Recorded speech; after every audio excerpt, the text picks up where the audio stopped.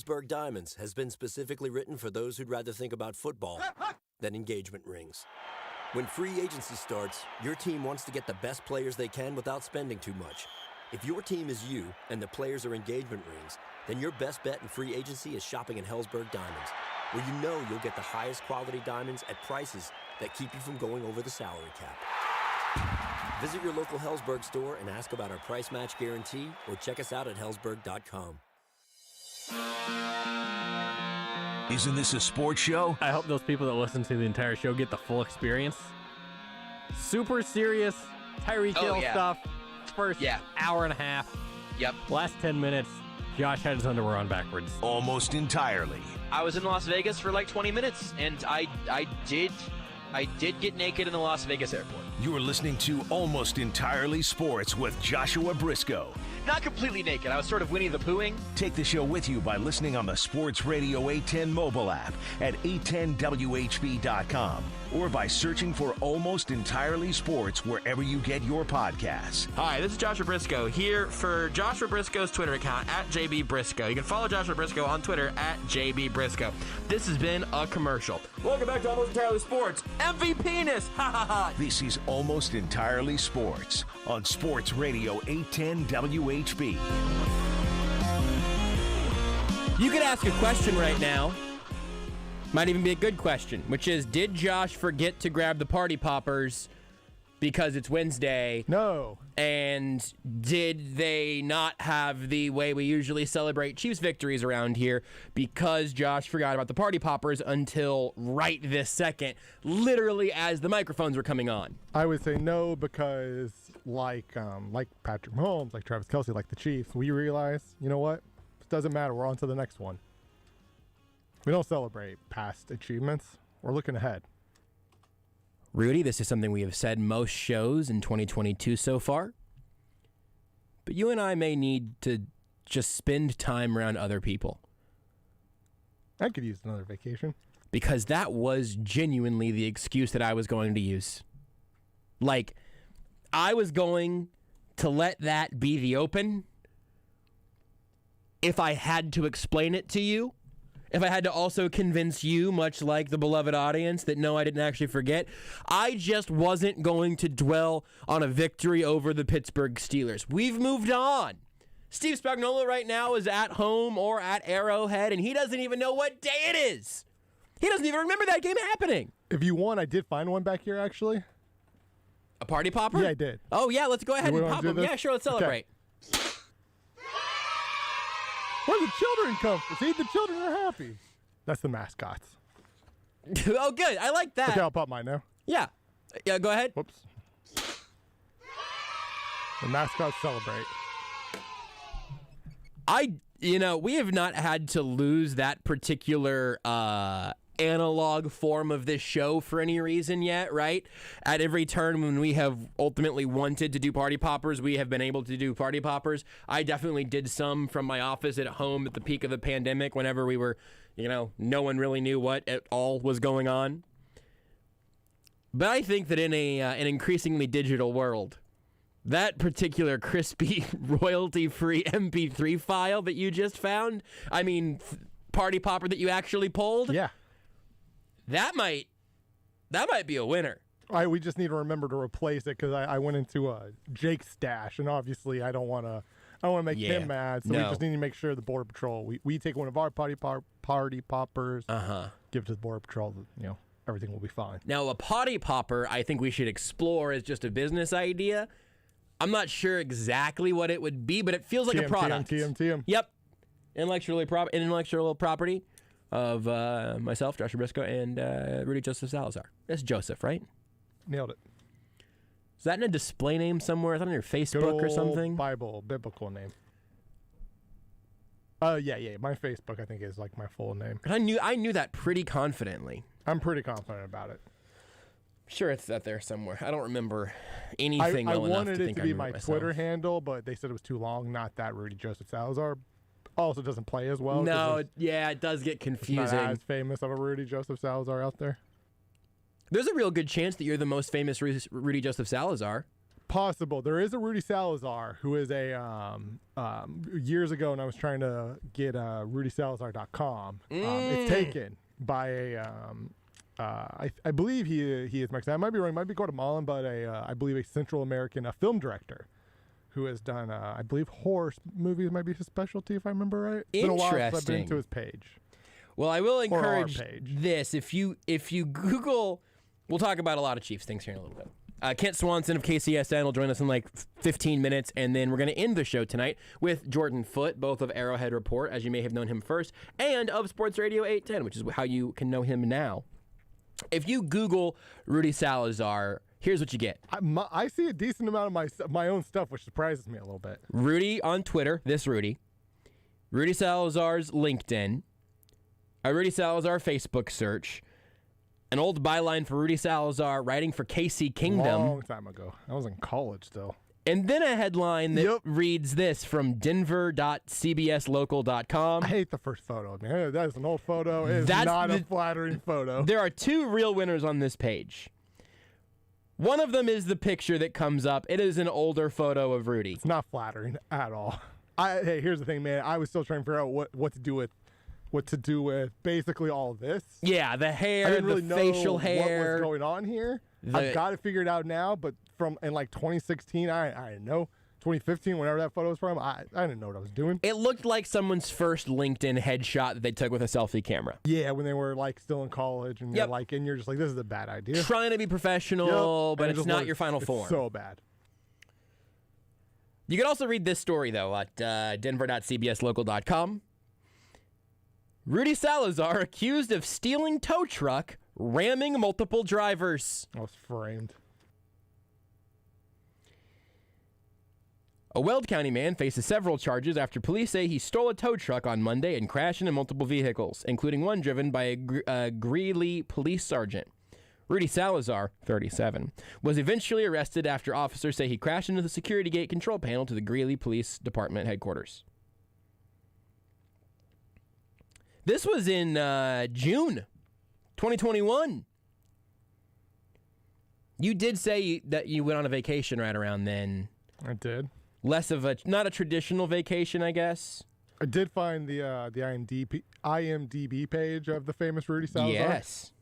Most recently was a writer on the movie Anaheim, the film. Has he ever stolen a tow truck? This is weird because he also directed it. The first words in this headline are Rudy Salazar. And usually that's something you say whenever you get like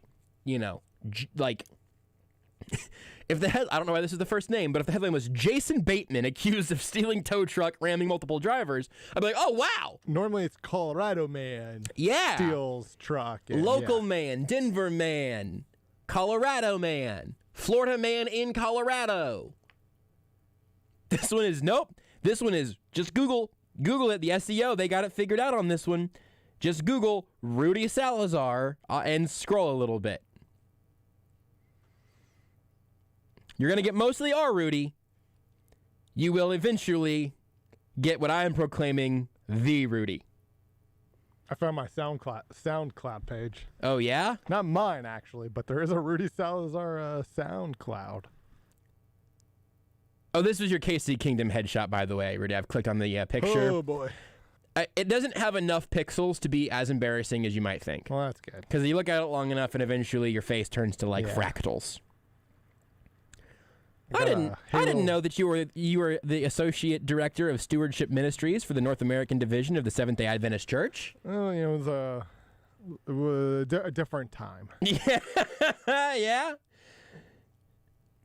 That's a curveball, but good to know, you know.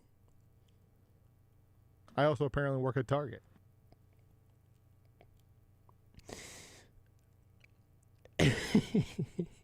If any of their middle names are Joseph, we're gonna have to have a battle. But warehouse worker at Target. All right. There is a Rudy Jesse Salazar here. I did see that, yeah. So you might not be the top RJ Rudy J Salazar, I guess. I do believe it was an obituary. like he died in the war. Which makes them already better than me. Yeah, I was the better RJ Salazar for sure. Yeah. That personally, that's where I would leave that commentary. I think is just sort of. I think you can wave the white flag there for. It says. Wow, that is kind of strange though. So on the Vietnam veterans wall of faces, it says wall name is Rudy J. Salazar. It would be kind of bonkers to be at a place like that and to see your name, including your middle initial, on the wall. Wait a second. That would be. Yeah, that would be kind of bonkers, actually. I found a Rudy Salazar, who's the assistant professor, or was, he's retired now, at UTHS-CSA. He's a Filipino martial arts master instructor, so watch out, world. I have 50 years of martial arts experience. So I know judo, shodokan, kuntao, salat, and fencing. Wow, fencing, huh? Is that a martial art? I guess it. I mean, it's in here. I guess it could be. I've never really thought about it that way. It does say in parentheses the European art of swordplay. You know what I thought was artful this week? Not the first quarter of the Chiefs game? The second quarter of the Chiefs game is actually where I was going to go. Yeah. So that's Rudy Salazar, as you may have picked up. Just not that one, or that one. He's this one. He's not that Rudy, which should be clear. I'm Joshua Brisco. Well, we will talk to Kent Swanson about if he is the most famous Kent Swanson, and also what he saw from Chiefs Steelers and what he's expecting from Chiefs Bengals. Whenever I go to type in Kent Swanson on the old Twitter, he's frequently not the first person that pops up. Oh, really? I think it's because of the underscore. Because there is an at Kent Swanson, and he's at Kent_Swanson. Good point. That's a good point. Quickly, though, Jason on Facebook has his 10-year-old wants to know why you have a dolphin. Great question. I'm sorry, I can't see the username. Who was the name of this person? Jason. Jason, thank you, Jason. Not our Jason. No, our other Jason. What about our Jason? But not that Jason. At not that Jason. So the entire array of mascots that we have around here is something that started with Dick Justice, the wiener dog, and Aggravated Kitten, the non-officially licensed. Yeah, well, no, Grumpy Cat has passed. Aggravated Kitten is alive and well and here with us.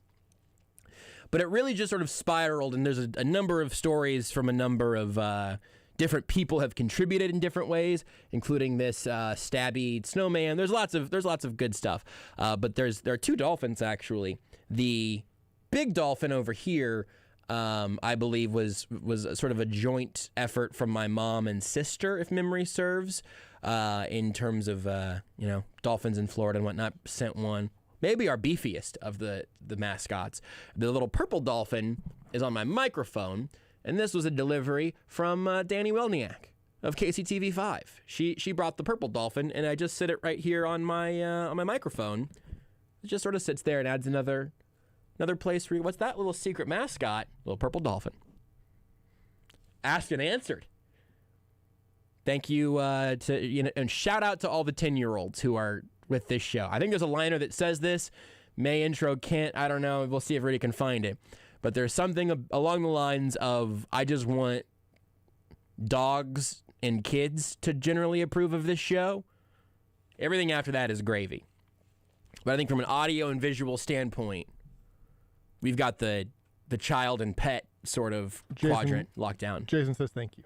Thank you, Jason. And thank you to your 10-year-old, who I'm sure has a name. We don't want to put that out there necessarily. Great point. Weird people are on the internet, man. Totally fair. Totally fair. I just would have said their name, but I don't know it. But thank you to 10-year-old Jason. Mini Jason. Don't name your kid.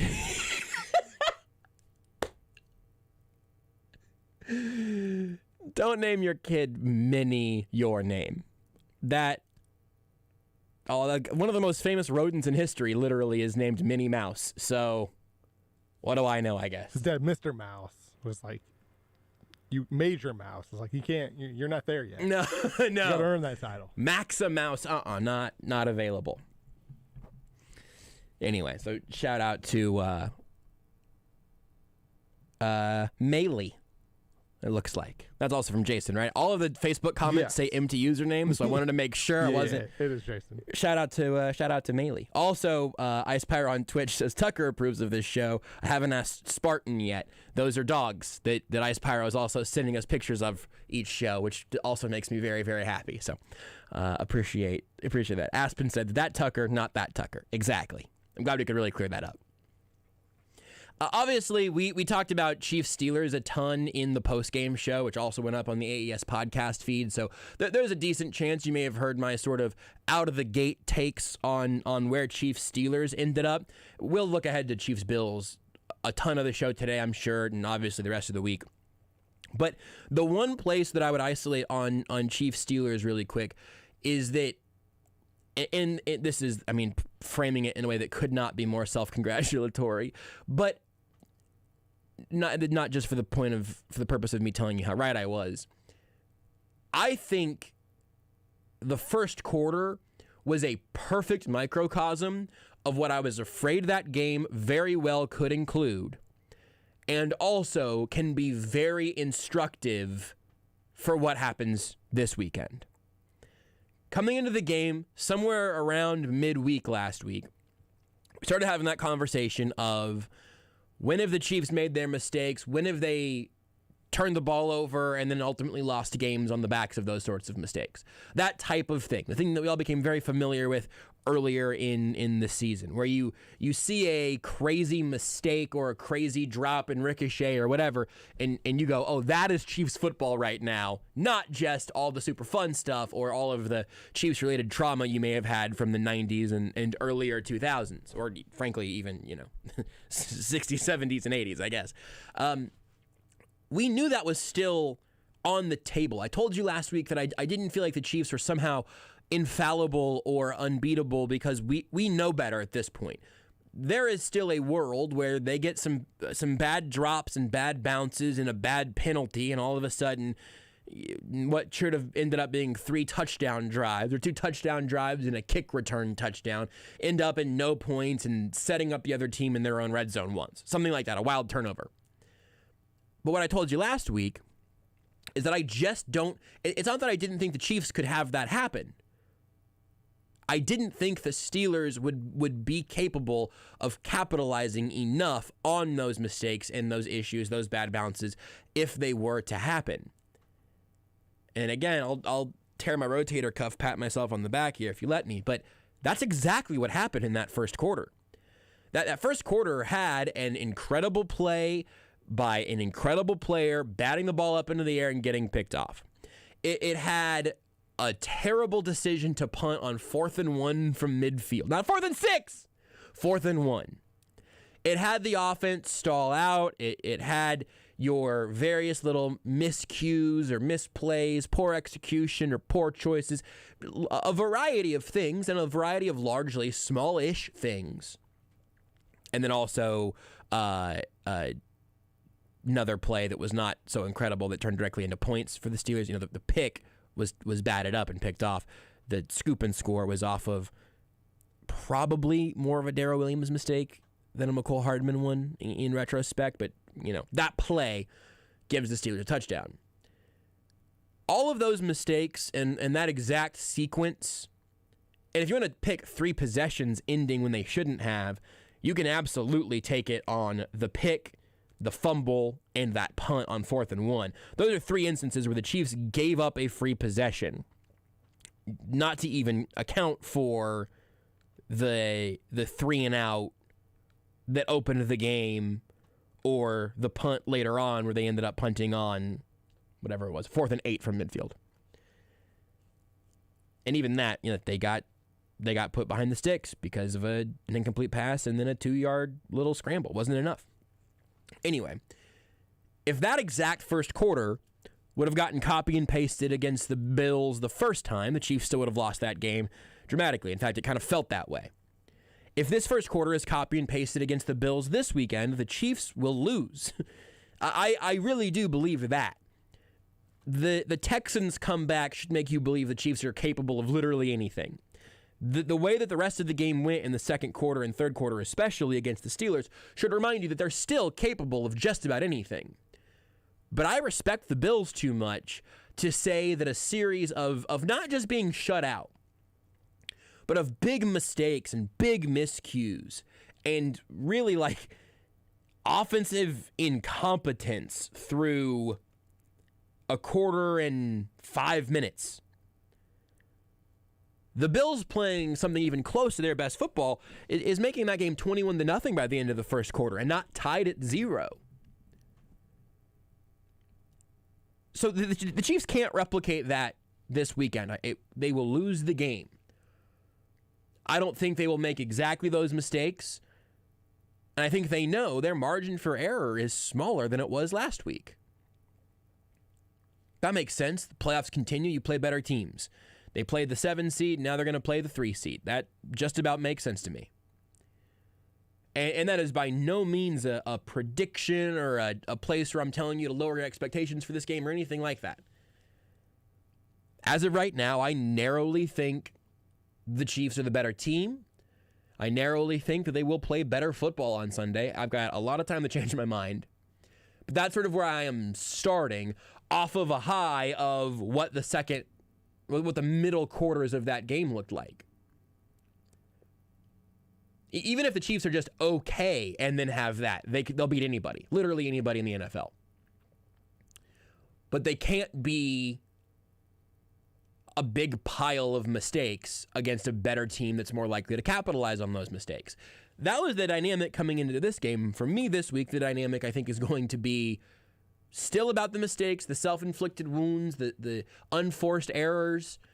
But this time it's going to be about keeping an eye on those things against a team that is much better suited to capitalize on them than the Steelers were. We'll talk about that and what we saw from the Steelers, what we'll see from the Bills, and a lot more with Kent Swanson of KC Sports Network and the KC Laboratory Podcast whenever we come back. Want more Almost Entirely Sports? Watch the show live on the Sports...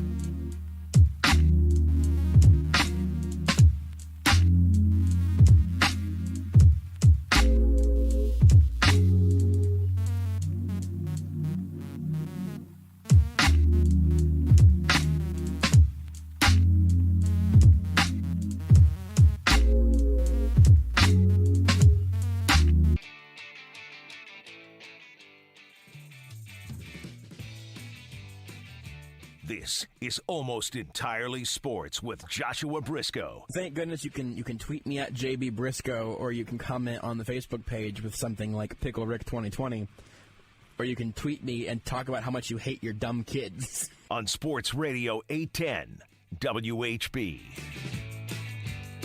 Before we get to the one and only Kent Swanson, in fact, I'll make this his first question, so Kent, go ahead and stay on your toes here, because I'm starting with a Twitch comment that we got from Dillard during the break, and I just want to talk about this for a second. Dillard says, watching while soaking my new Russian tortoise, need names for him, people. So I'm not pretending to have an answer. I'm not saying that Rudy or Kent should have an answer right now. I'm saying you listening right now should have an answer. I'm saying that if you think you have one, you should bring that up. You could tweet it at me, I guess. Go get it in the Twitch comments, because I'm going to spend some time thinking about that. In the meantime, we'll talk to Kent Swanson. He's sort of our filler while we come up with good names. I kind of like Yuri. Yuri? Y-U-R-I. That's from, no, that's Ori, I think, from the video game. That's Ori. What is Yuri? Does Yuri mean something? I mean, it's just a Russian name. Okay, very good. I'll get Kent's answer after I tell you where he's from. He's on Twitter at Kent_Swanson. You can get all of his work throughout the KC Sports Network, KC Laboratory Podcast. The Substack is kcsn.substack.com. You can go to kcsportsnetwork.com if you want to get a T-shirt, which is totally legal and normal now. Donatello. Ooh, man, the Ninja Turtle options are probably kind of obvious, Pretty but good. I do like those. I don't know if there are like Russian Ninja Turtles, but if that exists. And also tortoise specifically, not turtle. I don't know. True. I don't know, but Kent, what would you name a new Russian tortoise? I'm looking up Russian painters right now. Ooh. In keeping with with the turtles. So I don't have a good one though. Okay. Did you know that they grow to be 8 to 10 inches long though? You know what? I actually would have guessed bigger, because I just think of tortoises as being gigantic. You know. I thought it was 8 to 10 feet, and then I looked a little closer. I did the thing that you do during every single segment I have with you ever, where I'm just sitting on Google, just Googling every single subject that we discuss, and that's what came up. I don't know. Ivan, Ilya. It's got to be a Russian name. Like I'm just too fixated on that. Yeah. We could keep it. I mean, I know Svi wasn't Russian, but it's obviously an Eastern European name. Sviatoslav is a very I think keep it good. Topical, like in our commercial break. Alexei, Red Guardian, MCU. He was the Russian Captain America. That's pretty good. Alexei's a pretty good name. You guys are very in the Russian vein of it, which I think is the right place to be. But just to kind of keep the ideas moving, I'm trying to think of big, hulking, barely moving, like Roethlisberger or something. Just like, I'm just throwing out. That's kind of German, I think. So that might not. I don't know why that word even came out of my mouth. Yeah, I mean, you could go with you call him Tank. Ooh, Tank you could good. Something like that. That's kind of plagiarism. I think that's one of Maddie Lane's pigs, actually. Right. What? But just something in that vein where you're just just the juxtaposition there. Rasputin would be pretty good. Rasputin is pretty good. Twitch comments just real quick here. Rat-a-tat-tat. Darth Tortuga, Todka, Tucker, Kwamatsu, Francis, Steve, Squirtle, Popov, Shura, and Poe. Poe would be a good one. Poe's a great one. Poe is a great one. That works. It sounded like when you were reading off the names, you ended with Poe. It just sounded like you were about to break out in the Teletubbies theme song. Tinky Winky, Dipsy, Lala, or Poe. Pick one, move on. Wow, I know Squirtle, Popov, Shura, or Poe. I knew all 4 Teletubbies at the drop of a hat. I did not have to Google that. Yikes. I almost sang it. What about Dentari? Ooh. It's not bad. Like, the first name might be better than Poe. Just Dentari. What if you named it Craig Stout? Well, tortoises are kind of slow, and so bald. There is that. Bald. I guess. Bald, no, there's nothing. Old. They live to be. Wow. 100, 200 years old, and Craig is. he's up there. He's in the triple digits. There's nothing about Craig that ever has struck me as particularly tortoise-ish. For the record, I am just super into the idea of you naming it someone else's legal name, and then maybe having to play it off like, oh, I didn't even think of it. Oh man, yeah, you guys have the same name. That's crazy. It's like you named it Rudy Joseph Salazar. It's like it would make my Twitter handle make even more sense because I'm not that Rudy. Aspen says Batman. See, that might be in some copyright territory. I think it's fine. You just can't profit off that turtle. You are taking away the turtle's NIL rights right away. There's no NILs in his future. That's just a bummer. Are you the most famous Kent Swanson, as far as you know? We had this conversation earlier. This isn't a total nonsense. Yeah, I have no idea. I'll tell you what. I'm gonna Google Kent Swanson really quick and let's see what happens. That's the fun of Googling mid-conversation. Go ahead. There are a number of Kent Swansons on Twitter, and of course, as Rudy pointed out, you're Kent_Swanson. So I tried to get the name without the underscore one, and I even hit the guy up and I was like, "Hey, man." Because he doesn't use Twitter. It's some guy in Canada. A few pictures of his son's rec hockey league. Yep. And that's about it. It's like him. He looks like he's probably in his 30s, 40s, but he looks like he's about to go to prom in his picture sitting in front of a truck. He really does. You're on it, aren't you? Yeah, of course I am. Yeah. Yeah. And so I hit him up at one point. I was like, "Hey, man, you don't use this, so I would love to remove that underscore from my name." Nothing ever came of it. So it looks like there's a video game character. Yes. Can I read this? So, Hold on. I think we've done this before. It just hit me just now. I have not Googled this. I think we did this on ESPN Kansas City one day many years ago, and I think it's a character from GTA or something. Dead Rising, which is the zombie GTA. Okay. I just we absolutely did this. Let's do it again. I just want to read the opening sentence. It's all I need. Kent Swanson is a psychopath appearing in Dead Rising and a zombie in Dead Rising. Chop till you drop. Yes! I mean, I came back from the dead. You did! You fulfilled the prophecy! You did it! You were a psychopath on ESPN Kansas City, and you're a zombie here on 810 with us. That is eerie. That is weird. Well, tell me more about this character's fate. I need to know what I need to prepare for. It doesn't sound like things go very well. Well, he was an incredibly jealous photographer. I know that about him. Yep, he was. It's loading pretty slowly. Yes, I remember the face of this man with perfect clarity now of this character. He's got very tall hair, but just sort of the chin strap beard.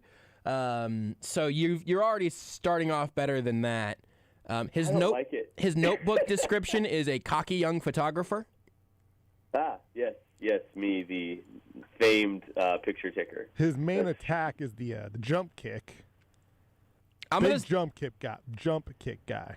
I'll send you the photo that I've got here, Kent, and you can make this your Twitter avatar just sort of at your convenience. I would say quickly would be nice. Oh, no. So not only does Kent become a zombie, he's a zombie that can speak. I mean, that seems pretty impressive. That checks out. I'm talking right now. So, has anybody ever played Dead Rising? This I've never played this game. So me neither. I don't believe I have. All the people listening on Twitch are probably very upset with me right now. I just painted with a broad brush, I know, but no, it's all right. Those are the nerdazoids over there. You're right, man. Roast them. Roast our beloved Twitch watchers and listeners. Apparently, the ones who love you most. Ask what if they've ever played Dead Rising in their mom's basement. Can't go ahead. Apparently, Kent Swanson resembles real life infomercial pitchman Vince Offer. Is that the Slap Chop guy? Let's find out. I think that's the Slap Chop guy. I'm clicking on Vince Offer. Oh, it's loading. ShamWow? Yes. The ShamWow? Yeah. Oh, okay, ShamWow. Yep. The guy who once famously said the phrase, "You're gonna love my nuts." Did he go to jail? I believe so. So I'm gonna just go. I think he bit a woman's tongue, maybe off, or she bit his tongue. I think there was tongue biting. There was definitely something weird. There was something tongue bite related, and I believe a I believe a woman of some sort. The woman, I'm reading it now. Yep, and it was in Miami. No, you go, Rudy. Miami Beach, Florida, offering a 26-year-old worker. The police report stated that the woman had bitten onto Offer's tongue, refused to let go, at which point Offer began beating her and left her with lacerations and fractures. We do a hell of a job taking bits up until the point they're funny and then failing to pull back right before we know it's about to stop being funny. When Offer later spoke of the arrest, he stated, "Probably saved my life." Huh. I thought he went to jail. This said he was never charged, so He got married after this. Good for him, I guess. They're divorced. Oh. Only lasted for a little over 4 years. That's almost a presidential term, man. That's a long time. Oh, this did get dark and weird very quickly. I wish Rudy would have read the full paragraph on Wikipedia before he spoke it out loud. That's not fun. Okay. It's all right. It happens. He sued the Church of Scientology. I was just about to say the phrase. He used to be a Scientologist, but he got out apparently. Yeah, that might be maybe that's our New Year's resolution, Rudy. I think we should all have January, to find out what your resolution really needs to be. Maybe our AES New Year's resolution is that we're gonna try to pull up right before we crash into the ground on a bit. That doesn't sound fun. Just vet your bits once, please. I just feel like, what is this show with vetted bits? That's fair. What if I would have texted you right before you came on, like, hey, just so you know, we're gonna ask you about Russian tortoise names, and we're gonna rabbit hole into ShamWow, guys. Yeah, that's a sentence I wish you wouldn't have said, but or just said differently. Would you mind saving that for me, Rudy? I think that might be funny in the future. Thanks, I really appreciate that. So, I was the first one to say the name of a football player in this episode. I do want to make in this segment. Oh, you're right. Never mind. I said Roethlisberger. I'll go back to the tortoise for the. You know what tortoises can't do? Fun fact: tortoises can't blink. Neither can Mike Tomlin. Also, I'm not sure that's true about tortoises. I made it up, but it sounded funny. Sure that's true about Mike Tomlin? No, he said if you're gonna blink, cut off your eyelids. That man does not blink. He does not blink. Even down by 35 points or whatever they got down by at one point. I'm going to there's not a good segue here, and we're just going to talk about the Chiefs now because that's where the bit ended. Have you seen this Matt Castle, Dwayne Bowe tweet? What? Is this the one about Dwayne Bowe wanting Patrick Mahomes? So Matt Castle just quote tweeted it like an hour ago. He's like, just seeing this. I'm just trying to take the kids sledding and I'm catching strays. Sheesh. You buying dinner next time I see you for this. And then he had the crying, laughing emoji. Yes, fun fact. Go ahead, Kent. Fun fact about Matt Castle. You can find him on the KC Sports Network YouTube. You're so right. Breaking down film. There's a transition there for you. I got that. As soon as Rudy said Matt Castle, I thought we made it. We're home. Matt Castle is doing work with KC Sports Network on the KC Sports Network YouTube channel. Tell me something you've learned from Matt Castle, and then we'll talk about the games we just saw. I learned that they always had kind of a slant for Dwayne Bowe live on their pass concept or on their run concepts. So sometimes Matt Castle would just stand up and throw a slant to Dwayne Bowe. I don't know if he would throw a slant to Dwayne Bowe now based on the conversations that we're seeing on Twitter right now. But that is something I learned. They kind of had their pre-snap RPOs before RPOs were a thing. So there you go. That's fun. I love that. And I also really enjoyed the Matt Castle Dwayne Bowe connection. I hope this doesn't strain the Dwayne Bowe connection. The Dwayne Bowe connection. Did you do that on purpose? No, I actually didn't. I did have a fantasy team. I definitely did name my fantasy team somewhere over Dwayne Bowe at least once. Same. Everyone did. Yeah, everybody. My sadder one was my team that was named the Killer Bees in honor of Dwayne Bowe, Steve Breston, and John Baldwin. We've talked about that before, and that takes us to a much darker place in Chiefs history, where I was pretty excited about Steve Breston.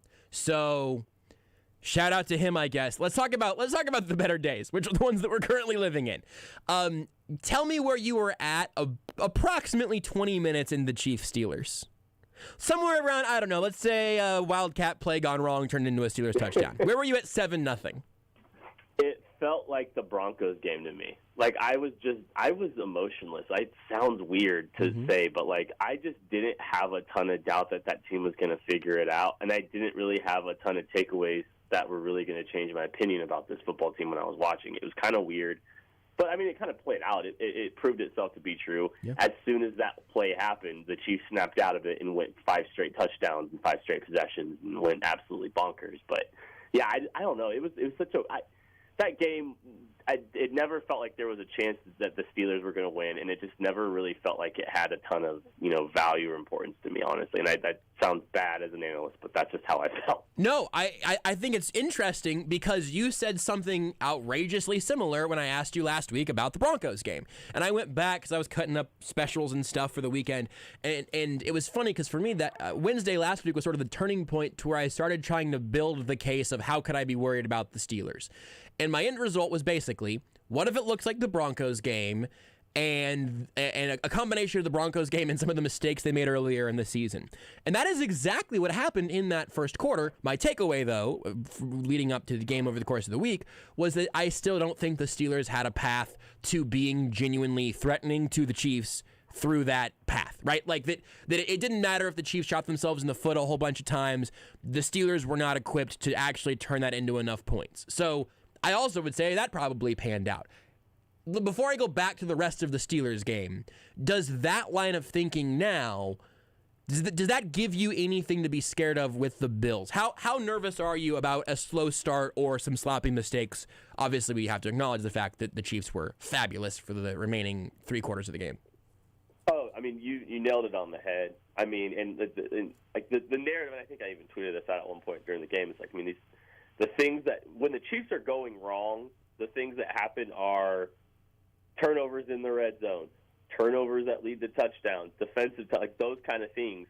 Those were the things that happened. It came with 2, players that maybe don't, like, I guess, like, Darrell Williams and McCole Hardman are the guys that are getting a ton of touches. They aren't guys that are, you're considering your top shelf players. They're making those mistakes. And some of the secondary, players in this offensive skill set group are the ones making those mistakes. Those are the kind of things that have come back to bite the Chiefs in the past. Plus territory turnover, Mahomes throwing the ball off of T.J. Watt's head, sure, a little bit fluky. The botched snap exchange on the direct snap play to McCole Hardman. Those are the things that have haunted this football team in the dark days of the 2021 season. You saw the polar opposite of it, obviously, towards the end of the game. But of course, they cannot afford to have those kind of turnovers. They cannot afford that in this game. But it's also like, I don't know. It's kind of like, I don't expect that. I don't expect that to be the problem for that team this week. Why?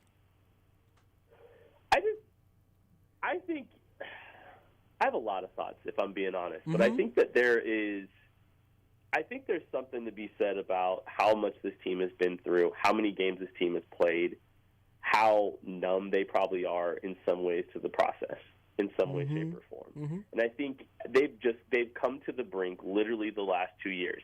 They have played every football game imaginable you can. They've got all the way to the Super Bowl the last 2 seasons.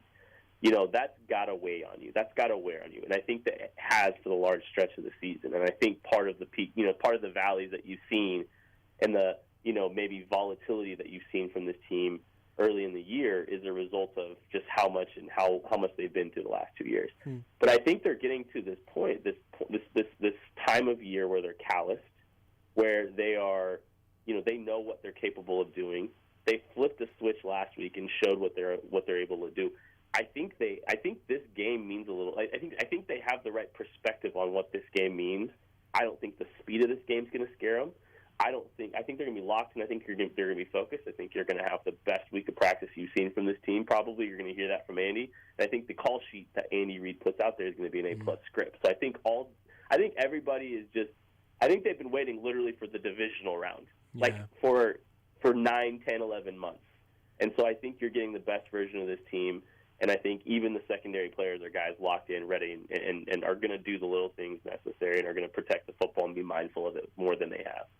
I think that's really interesting. I think I agree with all that, but it's also it's just a part of this that we have spent so many times it's felt like talking about sleepwalking or sloppiness or execution issues or whatever, and I feel like I need to be proven I need it to be proven that is a switch that can be flipped, that's an adjustment that can be made. I think your line of logic holds there, though. We're Bills facing at this point, I guess, but with the explosion that we saw in the Steelers game, was there anything about that surprised you, being able to actually see it just be rat-a-tat-tat domination in 10.5 minutes, or was it a familiar friend that you hadn't seen in a little bit? It's the latter. It was just, you saw the ceiling of this football team. They flashed it. They showed their teeth a little bit.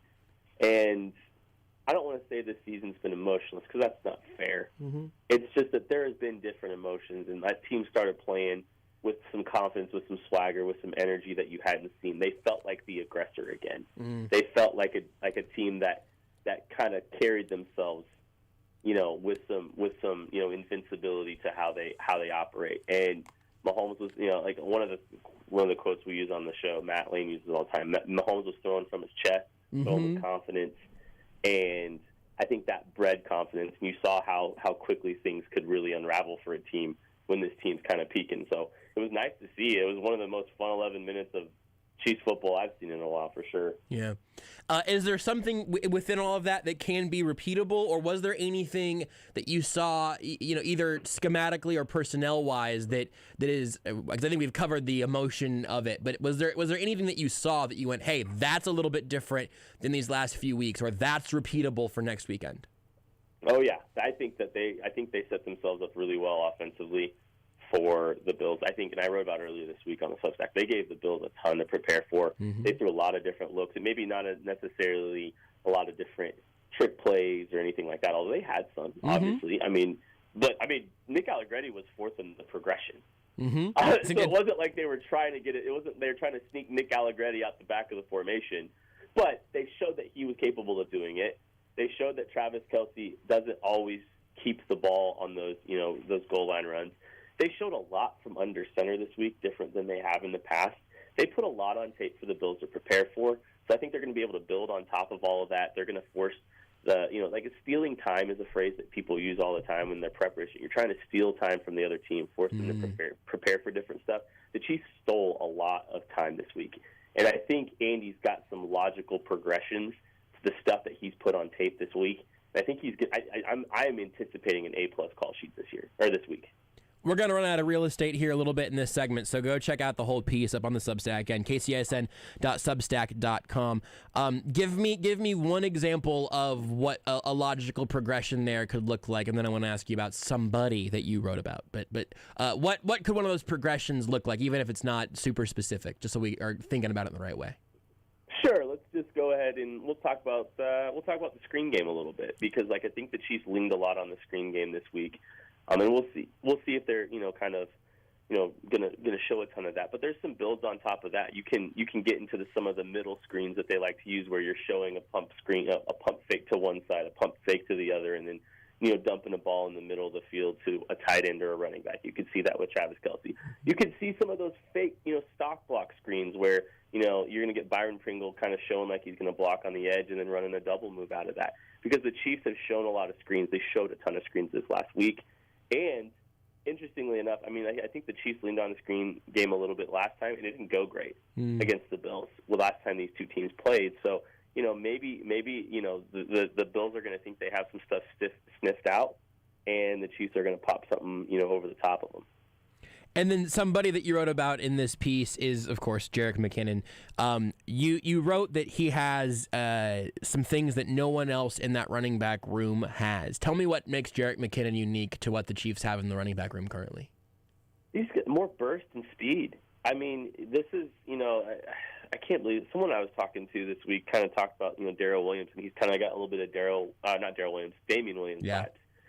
Some explosiveness, some speed, a guy that can, make some plays, to go from 5 yards to 15, a guy that can generate and churn explosive plays in the run and the pass game. And no offense to Clyde Edwards-Helaire, he's got some of the ability to do all the same things that Clyde Edwards-Helaire or that that Jerick McKinnon does, but Jerick McKinnon has proven to have a little bit more juice on the edge. He's had a little bit more explosive. He's got fresh legs, and those things have really showed up the last couple weeks. I think you got to ride this guy. I think he's the one you got to kind of lean on because he's been kind of a revelation. I think he's made this offense a little bit more potent. The good thing is, though, if Clyde Edwards-Helaire is back, you've got someone that's capable of doing the exact same stuff schematically, and that's going to be a problem for defenses because both of those guys can execute basically everything else that the other one does, and that's a really big advantage for Andy Reid, too. Do you have one more nomination for the name of the Russian tortoise? No. I got caught on football. Levon. How about Levon? I think that, would you want to be named after a tortoise if you're an athlete? I don't know. We'll think about it. How about Allegretti? We mentioned Nick Allegretti. Ooh, that's a good one. What are you cursing at, Rudy? I said I was thinking the exact same thing. Were you really? Unbelievable. Yep. Rudy and I have to stop telepathically linking. We'll talk to you again next week. All right, man. Hopefully after a Chiefs win. Hopefully. Yeah. You are listening to Almost Entirely Sports with Joshua Brisco on Sports Radio.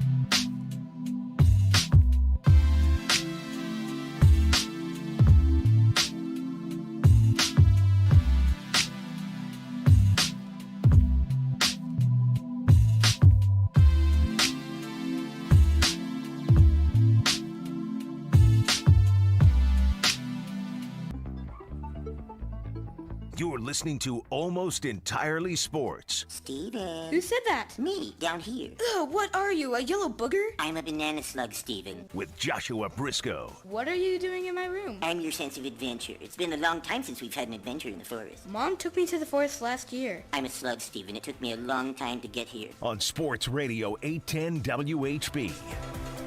That's a very meta call from Rudy, but name your tortoise, Steven. The banana slug. I love that even more. Name your tortoise, Steven the Banana Slug, the Russian tortoise. The movie. Brought to you by your favorite company or something.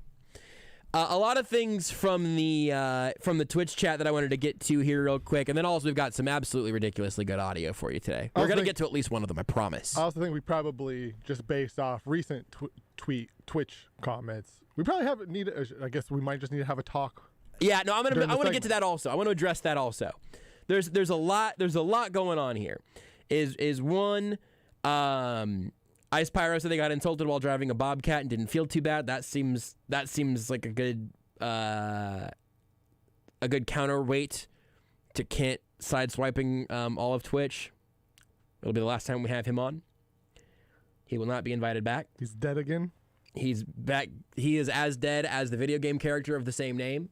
People don't know this, but after every show, we kill Kid just to bring him back when we need him again. So we can keep him on ice for a longer time if we need to. His wife keeps asking us to stop doing that. And we keep going, that's just the rules. It's the rules there, unfortunately. Out of our power. Then there was also, I'm going to come back around to an earlier Ice Pyro comment that I saw right before we had Kent on, and I knew we were going to have a hard time getting to talk to him about everything we wanted to anyway. But G.E. Metzel says, hope we use McKinnon more than Edwards-Helaire here, and Pew Pew agrees. More quicker, more decisive, more explosive. I'm with you on all of that. Look, I mean, we talk about almost talking about running backs more than we actually talk about running backs here on the show now, so I'm trying to be self-aware enough to not just let this conversation live on its own. You heard Kent mention Damian Williams. I think I mentioned him on the post-game show.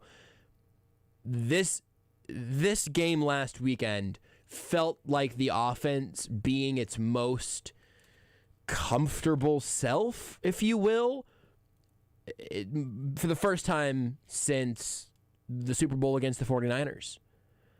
And not that offense felt great all game by any means, but obviously there's no Damian Williams with the COVID opt-out, and then he's been in Chicago this year. But it felt very Damian Williams-y, where he could take a couple of handoffs and actually make some decisive choices, and he could get to the edge, or he could find a lane up through the middle and hit that hole quickly. Again, Kent has written about it. Our friend Seth Kaiser wrote about Jerick McKinnon this morning. It was up on the Chief of the North newsletter. Was it yesterday? I don't know. I've read it, and it was great. I think it was yesterday. I think it was yesterday. It was definitely yesterday. I read it today, but it's been in my mailbox since yesterday. It was up. I read it yesterday. It was up yesterday. What day is it? What time is it? Who are we playing? Cincinnati? Horse is a rat? So Cowboys? Good evening, good afternoon, good night, good morning. We are in New York, right? This is a Giants Daylight savings time? When was that? We spring forward, fall back. What are we doing in winter? Should love that Michael Strahan.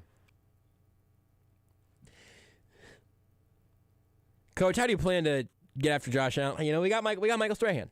I mean, it's a good Jason Pierre-Paul, and he has 10 fingers. It's great.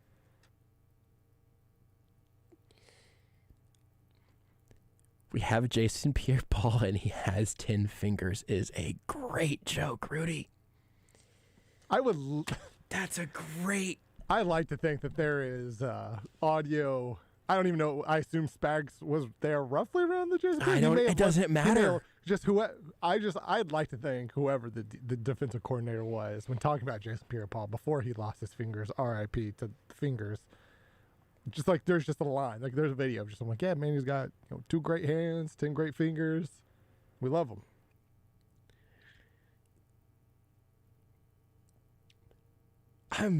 I'm just basking in the glory of we've got Jason P, because it's not subtle, but it is surprising. This bag isn't subtle. And it just worked, man. It just really is. Thank you. Really good joke. I felt good about it. That's really funny. S. Wallaby mentioned this and has gotten support from the rest of the chat. They're tired of the commercial break music we run on the video streams. I get it. I've honestly never heard it. Can I honestly say I have no idea what it sounds like? I haven't heard it in months because I found it and stitched it together and then gave it to Beards. And the Beards put it into the video system, and then we don't even think about it anymore because it's just one big audio file. I just hit it. I think there's more audio than people actually hear. In fact, I think it might be constantly running in the background of one of the... I can't remember exactly how it's all set up.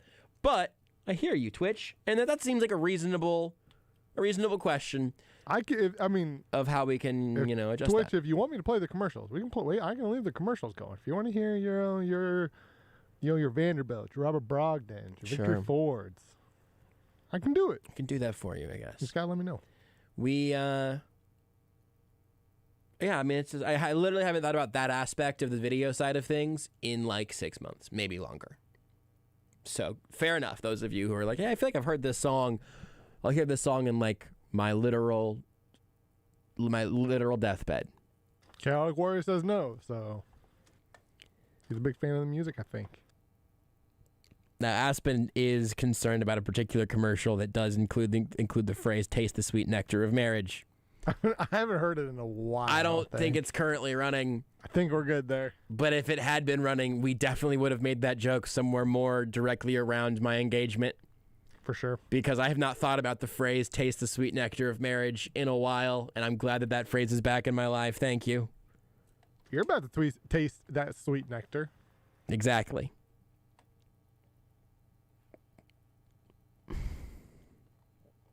Yeah, exactly. Oh man, this is a segment of me needing to take some long pauses to just sort through my feelings. Aspen says he regrets everything. Didn't we find out like a couple episodes that Aspen has at least shouted out that not everyone in the Twitch chat is a he? I don't know if we ever confirmed. Aspen just said asterisk she. That's on you, Rudy. That's on you. What did I say? You said he, and Aspen is not. Aspen is she. We've got to be. Oh, so here's the thing. We have to acknowledge the fact. Here's the thing. That not all of sports radio and Twitch is just. That's a fair point. And look, I want to make sure we're getting a fair judge of this. We're talking about sports radio and Twitch. Here's the thing. And this is a bit of a sausage party on some of those fronts for a while. We're trying to, I'm doubling down on myself. When Aspen pointed that out, last week, I did not read that as Aspen was letting us know that he was not a he, but he was a she. I just thought Aspen was just like, hey, there's got to be somebody out there. So I just. Would you like to assume? I apologize. I just wasn't smart enough. Hey, would you like to assume the gender of this spam commenter telling us we can buy viewers or followers on Twitch? He, they. Hey, nobody clicked. Hey guys, don't be cool. Don't click that link, all right? I'm going to block them. And I've done it. Please don't click But their I mean, if you link. want to buy us followers, like, it's a good show, guys. If you want to do it for us? Like, we're not going to do it, but if you want to do it for us, like, I'm not going to stop. I'm not out here to tell another man or woman how they should spend their money. Rudy's actually, during the break, he's going to turn off all the lights in the control room and lay down like he's a concussed football player playing under Mike Leach to deal with the fact that not exclusively men listen to this radio show. Unbelievable, Rudy. 2022. It's true. We have a female vice president. Like, sexism has been cured internationally. And you're keeping it alive. And you know who just recently cured racism? Darren Ravel. I was going to go back to the Chiefs thing first, okay, but no. The segue is great. This is a good segue. No, the segue was great, and this segment is going to be irredeemable on the football front. So we've gone nonsense Chiefs. That'll be the formula, and we'll probably replicate that with Jordan Foote in the last hour as well. So no, let's go ahead and do this because we're here, and we, you know what, we deserve it. We do. This segment's been so good, it's time somebody else does some of the work. Now, I gotta be honest, there were stories writing up exactly what happened here that I have purposely not read, because part of it for me is that I am enjoying the spaces that I do not have the context to here. This is a story where you don't need all the context. You just don't. Sometimes you don't. Sometimes you don't need all the context. Sometimes you do. This is a recording from a Twitter Spaces of Miami Hurricanes fans talking about college football. Is he a Hurricanes fan? I have no idea. That is where this started. He doesn't seem cool enough to have went to Miami. That is the place where this all started. The place where this gets to is Darren Rovell, in this audio right now, famously a strange man. One of the initial inductees of the Dork Club. He was. Was that because of him claiming to have discovered Kate Upton? Yes, I think. Something along those lines. Something. If it wasn't that, it was very close to that. Because he did do that, but I think he's claimed to have discovered like multiple women. So I just don't remember if we were talking about Kate Upton or a different woman. I don't remember either. He definitely did claim that with Kate Upton. Oh no, Rudy! You remember what it was? It was something about like a girl when they were both like 8 that he like tracked down. Yes. Yes. Oh, I can't believe that's what that was for. That's what it was for. Or like wanted to track her down. It was like a year ago. He was like, here's like a picture of him and his first crush. Me and Karen. He was girl spent crazy. The summers on the lakes together. I've always been a ladies' man. That was yes. Yep. Yeah.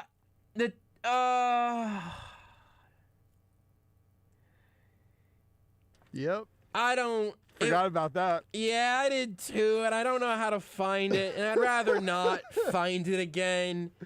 But But he did have a thing with Kate Upton. Where he knew her when she was like they were on a late night show or something when she was like I think 16 or whatever. And he was like, she's the next one. I think he may have he says jokingly asked her to marry him when she was like maybe just turned 18. I don't know. I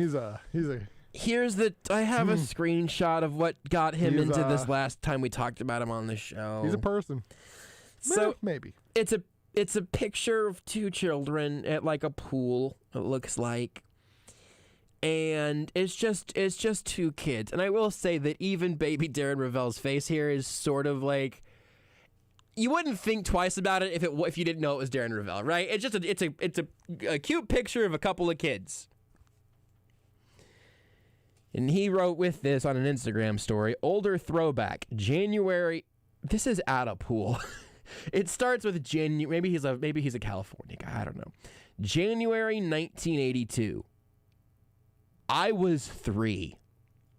I always loved girls. Never. I forgot he started it off that way. I always loved girls. I was 3. I always loved girls. You're gonna have to let me get through this whole paragraph, Rudy, because it's not even that you're cutting me off. It's that I have to work up so much emotional energy. He started it off that way, and that was by far the best / worst part of it was how he started it.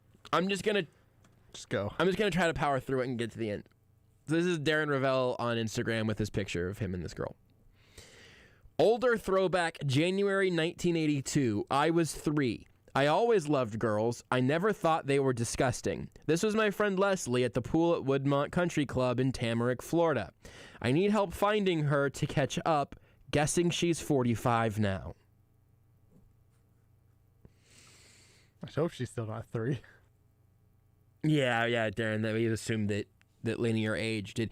So, not only was it just like this picture or him reminiscing about how much he liked girls at age 3. He wasn't disgusted by them. But it's also like, please help me find this woman who was 3 last I saw her, but I'm trying to catch up now 42 years later. So what's going on in your life? Why grow up? Yeah. Everything. Yeah. Literally, my whole life has happened since we last saw each other. Yeah, Who are you? I got adult because I'm teeth, 3 Darren. And I don't remember things from when I was 3. Okay, so that's the old bleep, though. Those are like a couple of older. And look, like, oh my God, do you know the other thing Darren Ravel did? I don't know if we talked about on the show that long ago. What? He bought an empty Viagra container that belonged to Hugh Hefner. That's a real thing that happened. He did, and he's like proud of it. Like, I'll be curious though. Like when we play this audio, I know some other things are around this audio that I assume you know, but I don't know if you know. Like I don't even know. There are things I believe that he owns, part of his memorabilia collection that are not like that he does not specifically say in the audio. I believe. Oh, I can't wait. Yeah. So there's just some Darren Ravel context, okay? And like some part of me just assumes that this was probably a person who has been weird his whole life and probably got bullied through a chunk of his life because of that. Darren never. And that this is a place now where he's trying to... it seems like he really wants to be liked and has absolutely no way of actually making that happen. And some part of me kind of feels bad about that. Because it just seems like something's not quite right. I think it's fair to feel bad at first, but at some point... He's a middle-aged man who keeps doing this bleep. Exactly. At some point, you have to look in the mirror and be like, okay, I am bringing this on myself based off the way I am acting. The thing that I really want to admire right now, I don't want anybody to go kick Darren Ravel's ass or something on the playground. No, what I want to admire, he's a weirdo, though, but he doesn't deserve to be beat up in the streets or anything. Just on Twitter. What I want to admire here, keep it relatively civil, is the way that we have given you just this screenshot. Because, like, if you, for some reason, wanted to reconnect with a lost childhood friend, even if you guys were literally 3, but you're like, you know what? It might be kind of fun to see what happened to this person. One, that's what Facebook is for. Like, if you have a first and last name, you can go stalk anyone that you knew in high school or whatever, or earlier, I guess, if you know their name. But even if you were like, hey, fam, hey, Twitter world, it's me, yours truly. Darren Ravel. Darren Ravel. And I'm trying to find this 3-year-old 42 years later. I guess he's assuming that maybe, because it's not, that's the date doesn't work out, but he did bad math. That's not my fault. I'm trying to find this person now 40 plus years later. Does anyone recognize? He just asked in such a weird way. That's the thing. You don't have to start off with, I've always, hey, Twitter, this is a friend of mine from when I was a kid. We used to hang out at the country club. Yes. Her name is Leslie. Yes. Can anybody help me? Does anyone recognize her anyway? That you just leave it there. And because he's Darren Ravel, he would have gotten probably pretty toasted for that. Yeah. At this point in his illustrious career. He is built up. He has gone too far for that to work. But for the average person could send that out there. Or even if a relatively famous person put it out there, be like, that's kind of, When I mean average, like, I just mean like, basically anybody could put that out there and people would help out. Sure. And even like, if somebody put it out there who nobody knew of, it probably gets retweeted and it's a channel, it's a 41. Mick Schaefer's doing a story about it on KSHB 41. Right. It becomes an interest story. Or an interest story. Or if Mick was the one asking about this person, I'd be like, oh yeah, Mick's looking for a lost connection from the middle of nowhere in Kansas. Yeah. But Darren Ravel went about it that way, and it has stuck with me, clearly. So here's Darren Ravel in some Twitter spaces, and I'm just going to let you hear it straight from him. Sure, I have over 9 MLK signed items. I am a humongous fan of what he's done, and over the last 7 years, I've collected a lot of things. It's not only MLK, it's a lot of Black history. I own a Rosa Parks signed NAACP card. So it was pretty shocking today how I was called racist when I am a student and lover of Black history and it was. I never expected the reaction that I got today.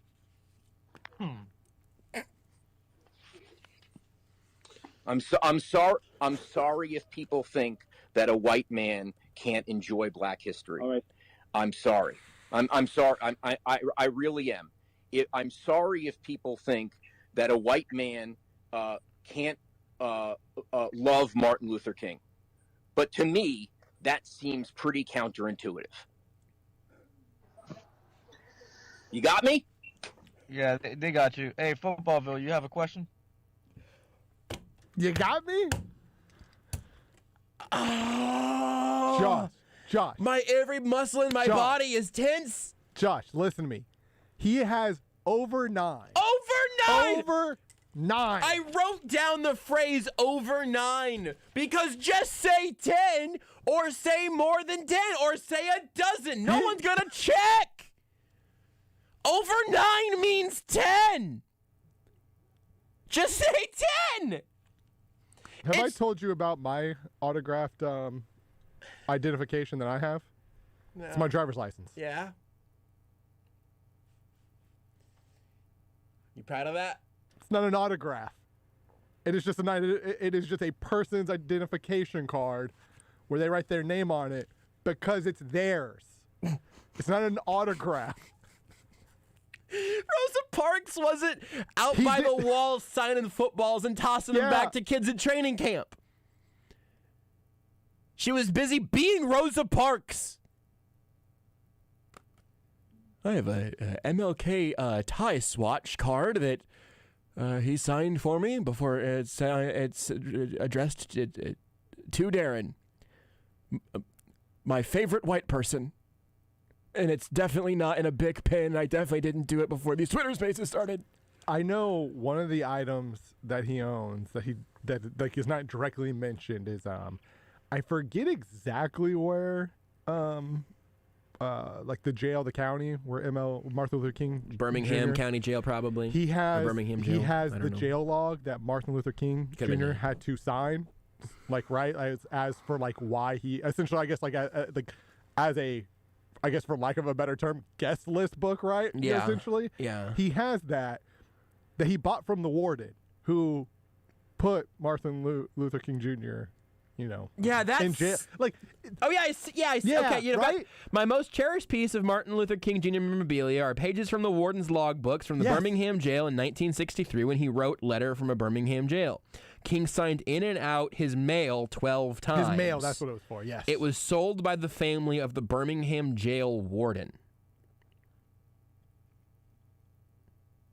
It's a little weird, right? Well, so as David Dennis Jr. has quote tweeted, this is the tweet embedded I'm reading right now.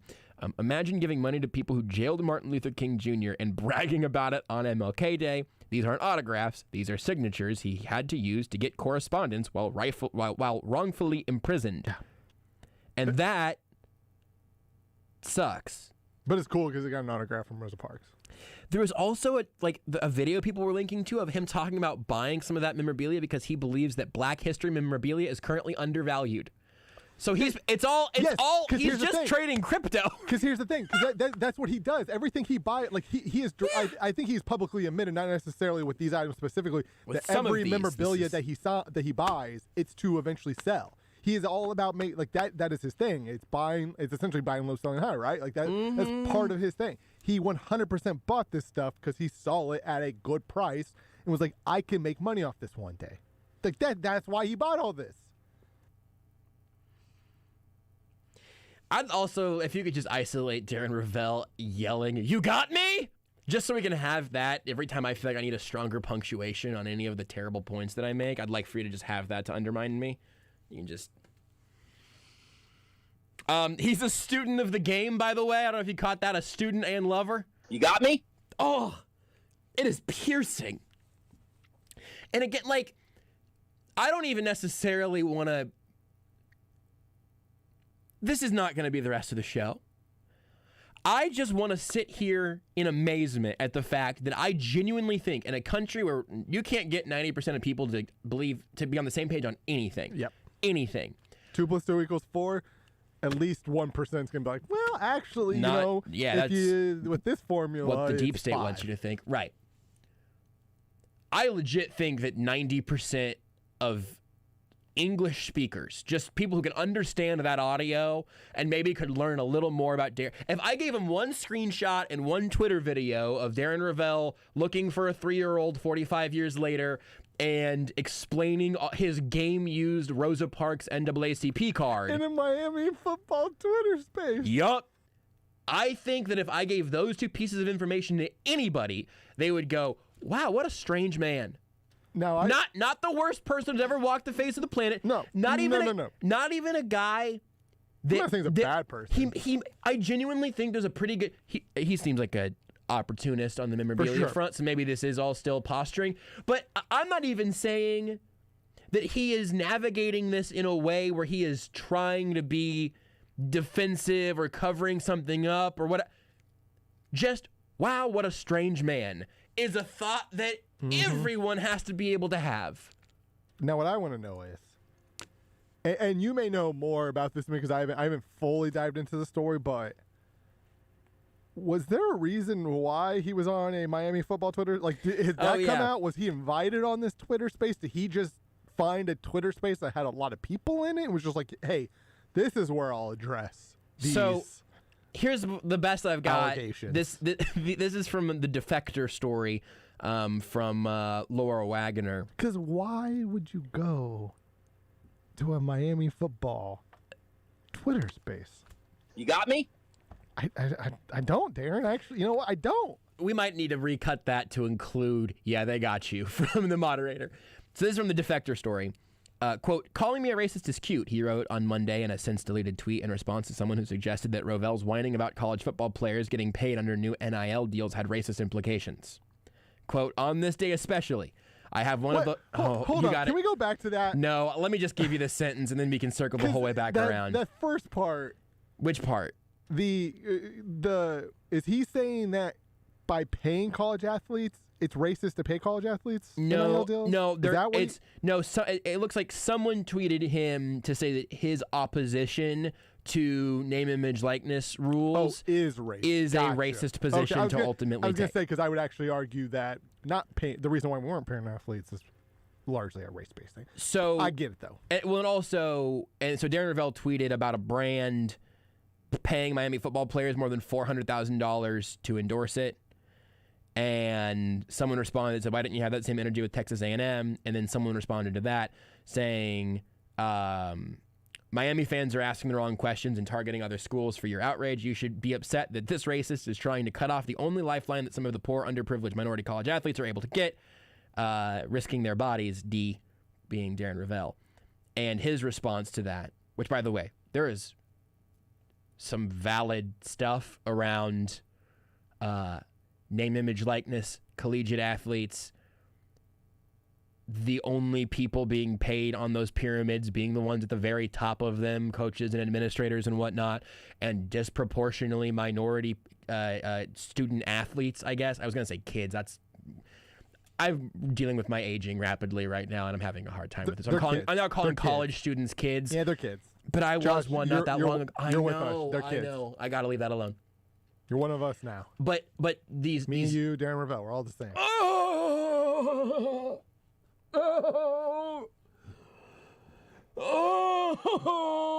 I hate that noise so much. I can't breathe. The air got sucked out of the room. I'm dying. Oh, man. So Darren Rovell responded with, calling me a racist is cute, on this day especially. I have one of the largest Martin Luther King Jr. collections in the world, and some of my closest friends are black.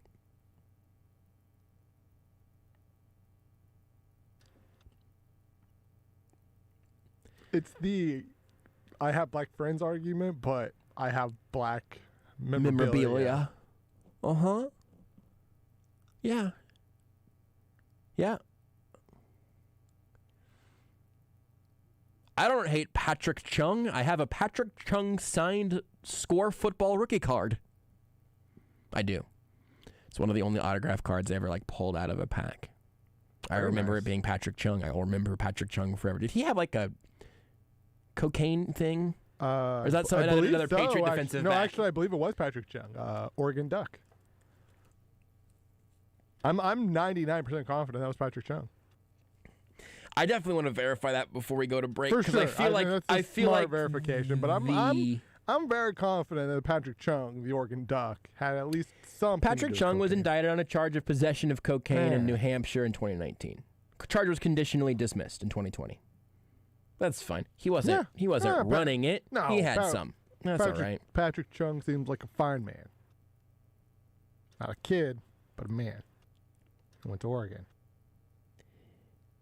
And look, man, in a segment probably played with Marcus Mariota, I assume. In a segment where our main character has been Darren Ravel, Patrick Chung seems like my favorite. Or I almost said Northwestern State, just Northwestern. For who? Darren Ravel. Oh, you looked it up? Yeah. I think I've always known he went to Northwestern. Yeah, I said he went to Miami earlier. I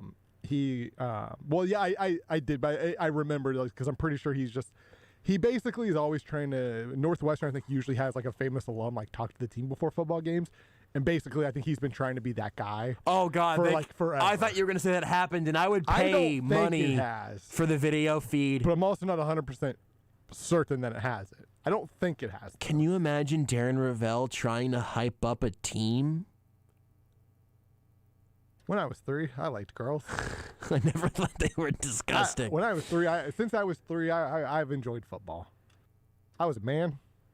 It's just such a buck wild thing to just put out. Like, again, that's, for me, the fun part of it and the non-problematic parts of it are just how wild his self-awareness radar has been malfunctioning for his entire time in life, I guess, at least in the public eye. You got me?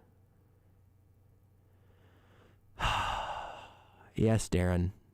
Unfortunately, we got you. You got me? Take the show with you wherever you go. Listen live on the Sports Radio 810 mobile app and 810WHB.com. At Vanderbilt's, they have the gear that keeps you comfortable in the great outdoors. Insulated jackets and bibs from Carhartt and Byrne. Neoprene boots from Carolina and Dry Shop.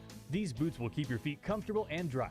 Great layering pieces like brawny and western flannel, fleece, and sweatshirts, as well as stocking caps, gloves, and insulated socks. Vanderbilt's, keeping you warm for the last 45 years. Locations in Lawrence, Topeka, and Wamego.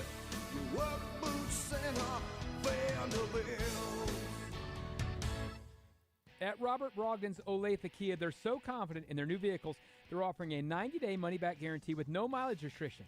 From the 2022 Kia Telluride to the 2022 Sportage or Soul, get what you absolutely want or return it if it's not right for you. Plus, all new Kias are backed by a 10-year, 100,000-mile warranty. Drive with confidence in a new Kia from Robert Brogdon. Shop OlatheKia.com or stop by. Just a short drive from I-35. Customer must register vehicle. Warranty is limited powertrain warranty. See Kia.com or retailer for details. Over 35 years ago, Wholesale Batteries opened their doors and sold their first battery. Times have changed, but their commitment to customer service is the same. The commitment they made back in 1977 stays true today. Wholesale Battery is one of the largest distributors of motorcycle batteries in the country. Stop in for anything you need for your motorcycle. They also have you taken care of for all your lawnmower needs, laptops, ATVs, power sports, computer backups, cell phones, portable electronics. When it comes to batteries, these guys have it all. Call 913-342-0113 or at wholesalebatteries.net. The right battery the first time. Hey, Kansas City, it's Brian Pringle with Victory Ford at the Legends in KCK. We want to wish everyone a wonderful 2022. New inventory has just arrived for the new year, and we are excited for what we have to offer you. Trucks, cars, and SUVs, we have it all. The entire team at Victory Ford is dedicated to one thing, serving you with respect. We take great pride in providing exceptional customer service that keeps the golden rule at the forefront of everything we do. Come see us today at the Legends in KCK or online at victoryfordkc.com, where our first price is better than their last. Hey, you! Have you heard? It's the crazy hot Mega Monday sale. January 17th from 11 to 7 at Hy-Vee. Get mega savings like russet potatoes 5 pounds for 99 cents. Hy-Vee 40-pack water, $1.99. A dozen Bakery Fresh chocolate chip cookies also just $1.99. Plus, score mega fuel savings on Monday equal to the Chiefs score on Sunday. Scan the 8-shaped QR code and save big at the Mega Monday sale. Only at Hy-Vee. Some restrictions apply. See store for details. Stephen St. John here for my favorite place to shop, Hy-Vee. My family and I love the meals to go at Hy-Vee. I love the sushi, my wife loves the salmon, and everyone loves the pizza, especially my kids. And Hy-Vee makes shopping so convenient for me with Aisles Online, Hy-Vee's personal shopper service that allows me to order from home and have my groceries delivered, or I pick them up for free. Only at Hy-Vee. Building a pool is not a job for amateurs. If you want a pool you'll enjoy for a lifetime, call the pros at ProBuilt Pool and Patio. ProBuilt Pool and Patio is the largest provider of fiberglass pools in the region. Unlike liners, fiberglass pools from Imagine Pools and Pentair Pool Equipment are built to last, and they have over 200 different design options to fit your space. ProBuilt Pool and Patio offers competitive pricing, financing, and the fastest install timelines. Get a free quote by calling 816-786-3893 or go to ProBuiltPatio.com. You're listening to Almost Entirely Sports. It just looks like one of the monkeys that you would imagine as an alcoholic. Was he tried in front of his peers? With Joshua Brisco. Yeah, Rudy. And the trial? No. Was bananas. On Sports Radio 810 WHB. Oh, man. Ice Pyro on Twitch. I really like this evolution of the show that includes more and more of like just Twitch viewers and listeners telling us what's happening around them. Ice Pyro said, I just want everyone to know I just changed the oil on a police car for a canine officer and saw another good boy. Wasn't able to get a pic, sadly. Aspen says, big day though. Congrats are definitely in order. Chaotic Warrior says, at Ice Pyro. That's awesome. That whole interaction has made me really happy. Look at that during the commercial break.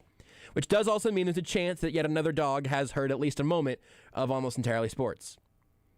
Hopefully they didn't just tune in for the Darren Ravel stuff. I'm not sure. It's hard for everybody to listen to. Dogs as well. All species hear the... I think Darren Ravel has a dog. There's no way. 'Cause, man, I feel bad for that dog. There's no way, right? I think he has like a goldfish that costs like $40,000. It's Martin Luther King's goldfish. He has a black goldfish and a white goldfish and an orange goldfish, and they all get along. And they all get along beautifully, swimmingly. The worst. Oh, you had it, Rudy. You had the inside lane. I gave you the first crack at it. You said beautifully. I did. That's all right. It's nice that we occasionally have different jokes that each of us, only one of us can make. I'm not a pun person, you know? That's great. The puns don't come to me. That's great. Oh, Ice Pyro says he has a rescue pit bull. Ah. Well, Ice Pyro said he says he proudly has a rescue pit bull, which does make me wonder if there's any chance that Darren Ravel has a rescue pit bull that lives in a different room in his house entirely he just keeps there to be like, I've got a rescue pit bull. He spent one day with his pit bull, took a bunch of photos, and then just every now and then sends it out, and that pit bull is somewhere else. Yep.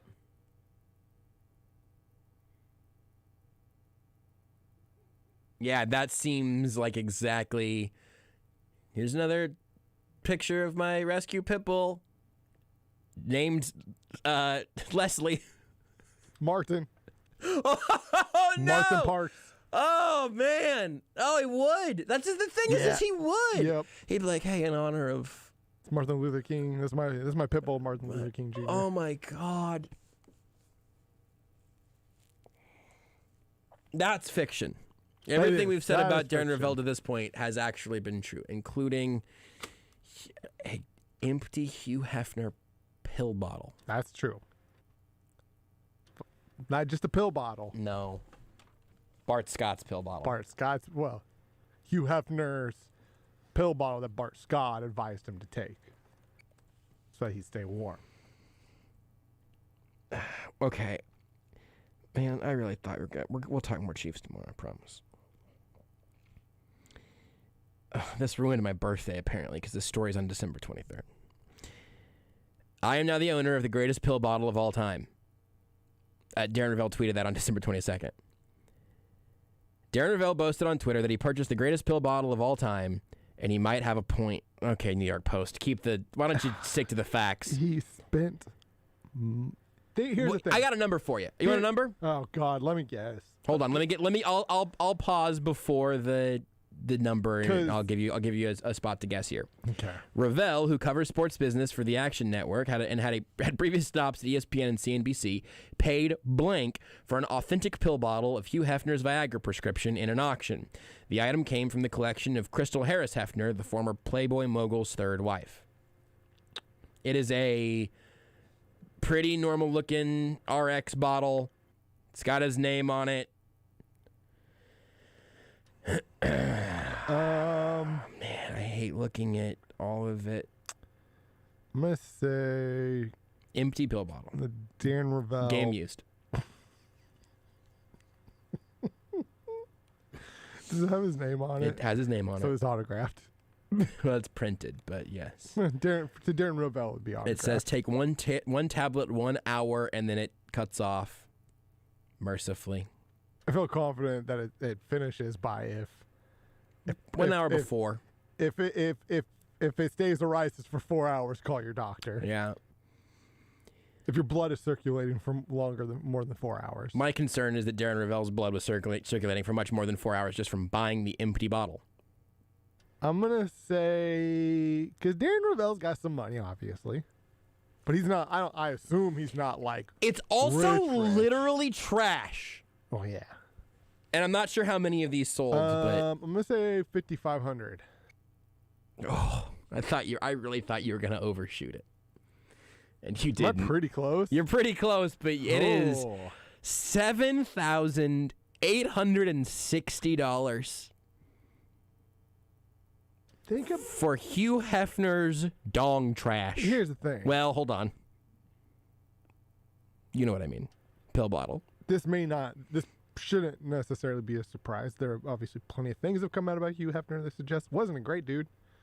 Shouldn't be shocking. I don't even know what you're speaking about specifically, and I believe you. No, I don't. You don't have to. I'll take your word for it. I don't remember all the specifics. I just remembered after he died, a bunch of like documentaries started coming out, and some of them most of them were very like hey, he built this empire, and then one came out was like, hey, actually these are kind of some of the true things that like he screwed a lot of people over along the way, which I think that's kind of what you do if you're successful, right? So he probably didn't do anything that any other successful person hasn't done. There was initially an estimate set for $1,000 to $2,000 for the item. Darren Ravel paid nearly $8,000. Point being, if you're a big fan of Hugh Hefner, I am positive you could buy something of his that is way cooler and half the price of that.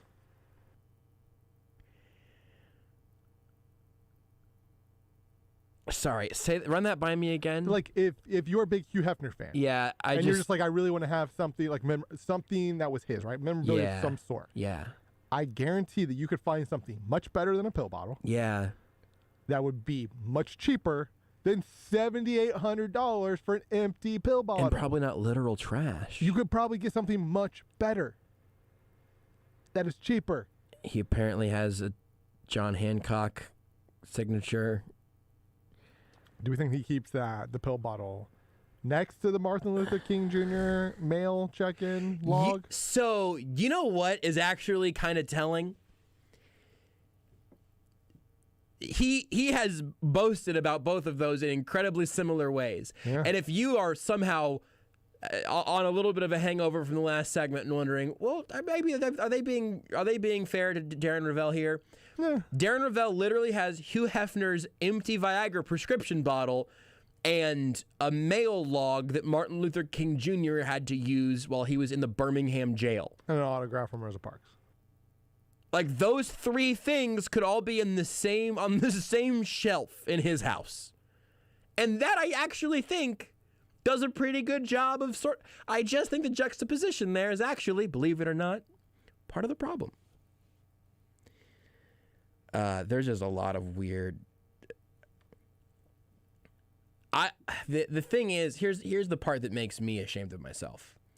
If I could just attend the Darren Ravel Museum, I would go just to be so curious what kind of weird stuff that he thought to buy that nobody else would have spent $8,000 on. So much money for an empty pill bottle. I know we could have got something cooler. I'm beside myself. Some like written document or something. I don't know. We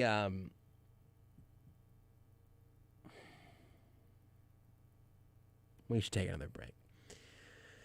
Whenever we come back, we're just not going to do a full hour on Darren Rovell, I promise. I'll pick a piece of Chiefs audio from today that was interesting, okay? Let's just do that. We're going to come back. We're going to play a Chiefs audio clip. We'll talk about the Chiefs for a little bit. For nothing else, just for a palate cleanser. God knows we could use one. You got me? Did you know you can listen to Almost Entirely Sports anywhere, anytime? Well, you can. Just search for Almost Entirely.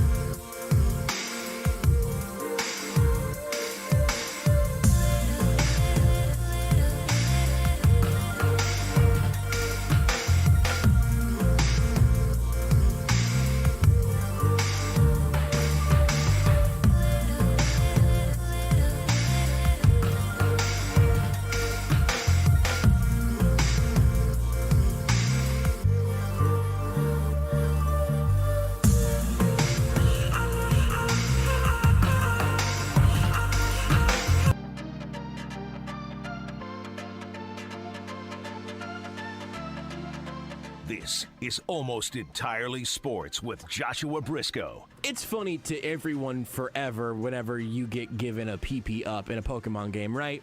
Like, that never stops being funny for anybody else. Because it's been funny. That's what I'm saying. You go into our ads, you get some little PP up. We have ads for that. Yeah. On Sports Radio 810 WHB. As much as I did rediscover on my last couple of days of... So I just decided to treat it largely like a weekend, right? Because I did, we had shows Saturday and Sunday, and didn't have anything these last couple of days. So I took some evenings and played some Pokemon. As much as I do want to follow the liner there to talk about like 3 or 4 different active Pokemon things, I'm not going to. Because some of you would like to hear me talk about the Kansas City Chiefs football team. Real fast, Ice Pyrocyst, almost entirely Darren Revel. You didn't have to put him on blast. You knew it was a typo. Actually, I didn't. I thought maybe it was like he was intentionally misspelling Revel's name. Like, I don't know, as a bit. Chaotic Warrior said, more importantly is John Hancock stored next to Hugh Hefner's Viagra bottle. And I just really love that sentence making some amount of sense in this show. Makes me happy. Listen to this clip from Patrick Mahomes. His press conference today had a few interesting things in it. This was my favorite clip, though, because it's something that's become evident later on in this year and now into the playoffs. Here's Patrick Mahomes talking about knowing when to scramble.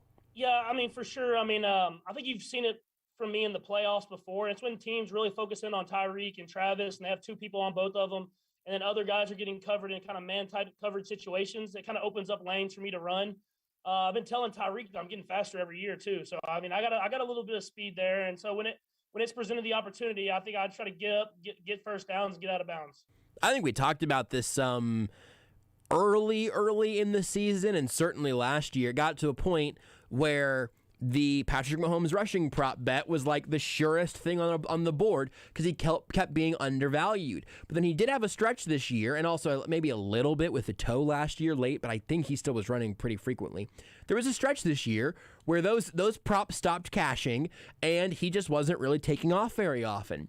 But what we've seen, and maybe that's to some extent some of the contained stuff that defenses are doing, but also now it's the playoffs. These yards matter more, and it felt like the offense that as it's starting to find its footing a little bit more, with especially some of the things that push farther downfield as the offensive line has gelled more over the course of the season. It really does seem like these last couple of weeks, and certainly against Pittsburgh, and certainly against Denver, so definitely these last 2 games especially, Patrick Mahomes has been very willing to just take off when those spaces reveal themselves, and I think that it's low key like a legitimately important weapon in this offense. We saw for a while where this wasn't in the toolbox, but Patrick Mahomes unable to cross the line of scrimmage, not just leave the pocket, but cross the line of scrimmage, leaves this offense in a worse place. That's a legit weapon.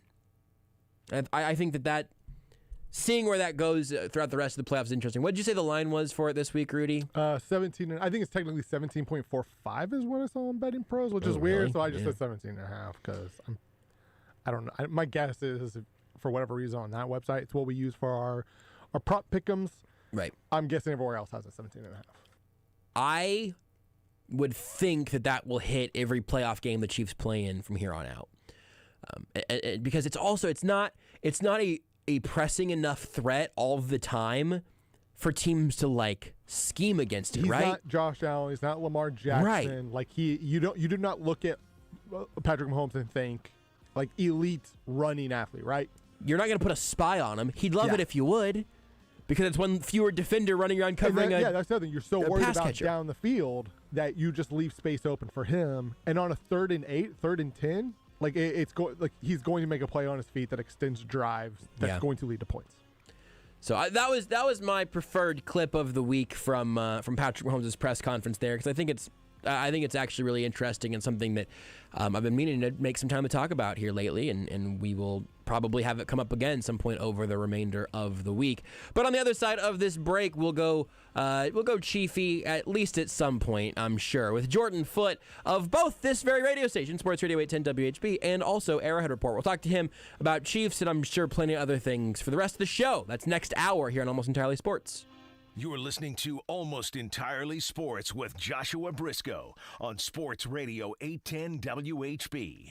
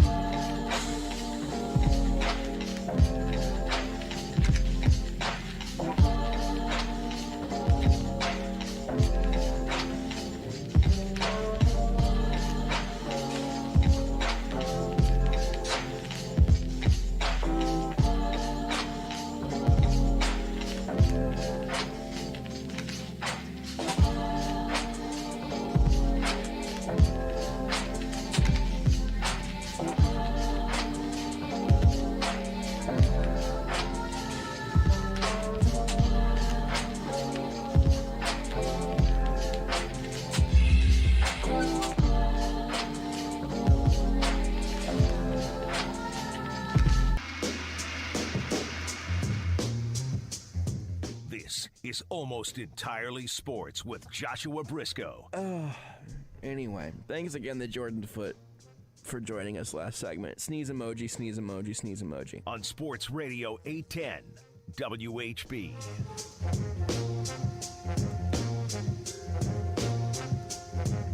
Last week we spent quite a bit of time talking about how weird it was to be in the tension of a Wednesday between a borderline meaningless regular season football game and right ahead of a playoff game that felt like it had blowout potential. Well, this Wednesday is kind of weird, but for totally different reasons and for much more fun ones, because we are in between our first day on Almost Entirely Sports talking about the Chiefs beating the Steelers last week, and also our first day on Almost Entirely Sports of looking ahead to the Buffalo Bills, which means that last week we were kind of at a buffet, and like all that was left was some noodles that had been sitting there for a little bit too long and like roasted chicken. You know, it's like, I'm happy to be at a buffet nonetheless, but our options are limited. Right now, I feel like there is a Vegas buffet smorgasbord happening on potential football content, Chiefs content, really. And who better to hit up the buffet with than Jordan Foote, because he's a man of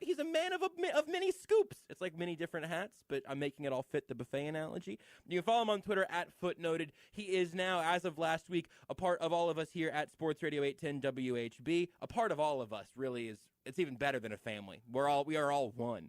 And, of course, you can still get all of his work as the deputy editor of Arrowhead Report on the Sports Illustrated Fan Nation Network. Jordan, you a buffet guy, actually? Do you like buffets? When you were talking about it, I'm a huge buffet guy. I can throw down a man of many, many scoops. And have you been to Pizza Ranch before? Yes, it's been so long. Yes. Oh, man, Pizza Ranch. Woo! I call it the Chicken Ranch because when I go up there, I start off with some chicken. You know, I'll get a couple assorted pieces, whatever. Sure. I'll go back. I'll get some pizza. I'll go a scoop of ice cream or two, whatever. On the pizza. Have you tried that before? Just saying that we all got to open our minds a little bit. So I'll try that, and then I go back for more chicken, and I call it Chicken Ranch. That is the buffet. Did you ever go to Hometown Buffet? I can't even remember where it was. It was up in North Kansas City. That's where all my buffet stuff is. Okay. I go out to the Golden Corral. I believe it's in Liberty every once in a while. Hometown Buffet, man. They had this omelet station. That's when you know it's a really good buffet. Oh, man, I love an omelet station. And they cook them in like 3 minutes and maybe even less than that. Like the legal quickest way to cook an omelet is what they did. Like, instead of you're at home and you throw some stuff on there, you kick the heat down a little bit, you wait for it. They literally throw it onto the fire. Yes. Your omelet, by the time it settles, is like half done. Good. And you throw stuff on there. Good. Needless to say, I want that omelet custom and fast. Yes. And, I mean, they don't chit-chat with you. They say, what do you want? You do it. You get the heck out of there. You move on down the line. It's like a hibachi omelet where they actually start throwing it to you and you have to catch it with your mouth as you walk by. Yes, and like it's not a good omelet if they don't like drop something on the floor or whatever while they're making it because they're just going crazy. A rat comes over and grabs exactly. it. Exactly. Like, that's just part of it. Yep. Part of the ambiance. And it's just great. So I'm a big buffet guy. Very big fan of a buffet. And the Chiefs have quite a few, menu options. There it is. For this week against the Buffalo Bills. And Andy Reid, man, he showed it last week against the Steelers. That offensive menu, the little Waffle House one that he's holding up to call plays, it was crazy.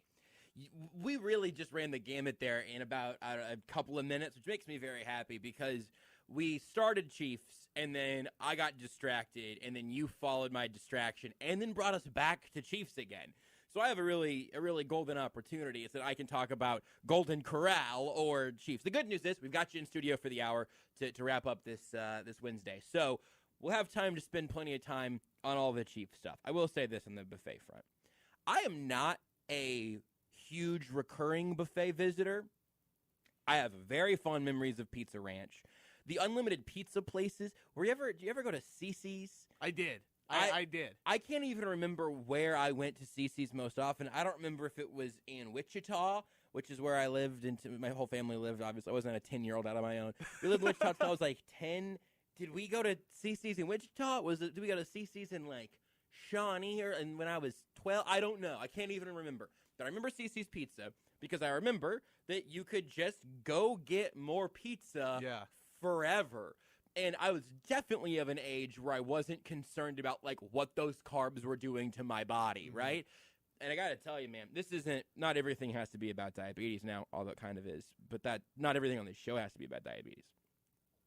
But I think partially with that now in mind, but really you eventually hit a certain age where I do wonder if there's a way to access that part of your brain again where you can just enjoy something with no wet blanket over it by thinking about how many calories is this actually going to have? Like, is this going to set back my metabolism? I don't know. I don't know how long you can preserve that. Well, freshman year at Arizona State, people know I was a Sun Devil for a year. Yeah. Everyone's getting there. First month of the year, man, I tell you what, everyone wants to go home. We're having a good time, but we miss our families. We're all broke already because we've already traded in our textbooks for beer money, all that good stuff. Arizona State. True story. And I'm not that type of guy usually, but apparently I am. I was on scholarship too. And got the textbooks. First week of class, they said, you guys don't actually need these. Said, okay, well, we're going out, and hanging out this weekend. I need to get some money. Let's get some funds rolling in. We called it Taylor Place Dining. And Taylor Place was like this really cool luxury, like, dorm place that we lived in. Okay. Which was pretty cool. I had my own room and all that good stuff. But we'd go down on the base floor. There was Starbucks. We saw Mike D'Antoni down there one time. Okay, good. I believe the Rockets were in town. They were playing the Suns. He was down there. We saw him outside TP. That could have – oh, my – wait, so that was Mike D'Antoni, Rockets head coach. That was 2017. Oh, my God. I keep feeling older every time I talk to you, man. That was 2017. So I was like, hey, yeah, I think I was in college the last year Mike D'Antoni was coaching the Suns. And that's not what happened for you. Yeah, no, he was Rockets. Your happy birthday tomorrow, by the way. Thanks. Found out earlier today your birthday is tomorrow. Everyone can wish Jordan a happy birthday in advance at Foote noted on Twitter. We are almost exactly, you're going to be 23, right? Yeah. We're almost exactly 4 years apart, right? I just turned 27. You're just turning 23. Yeah. So that's, we are one full graduating class. We could have gone to the same high school and not overlapped.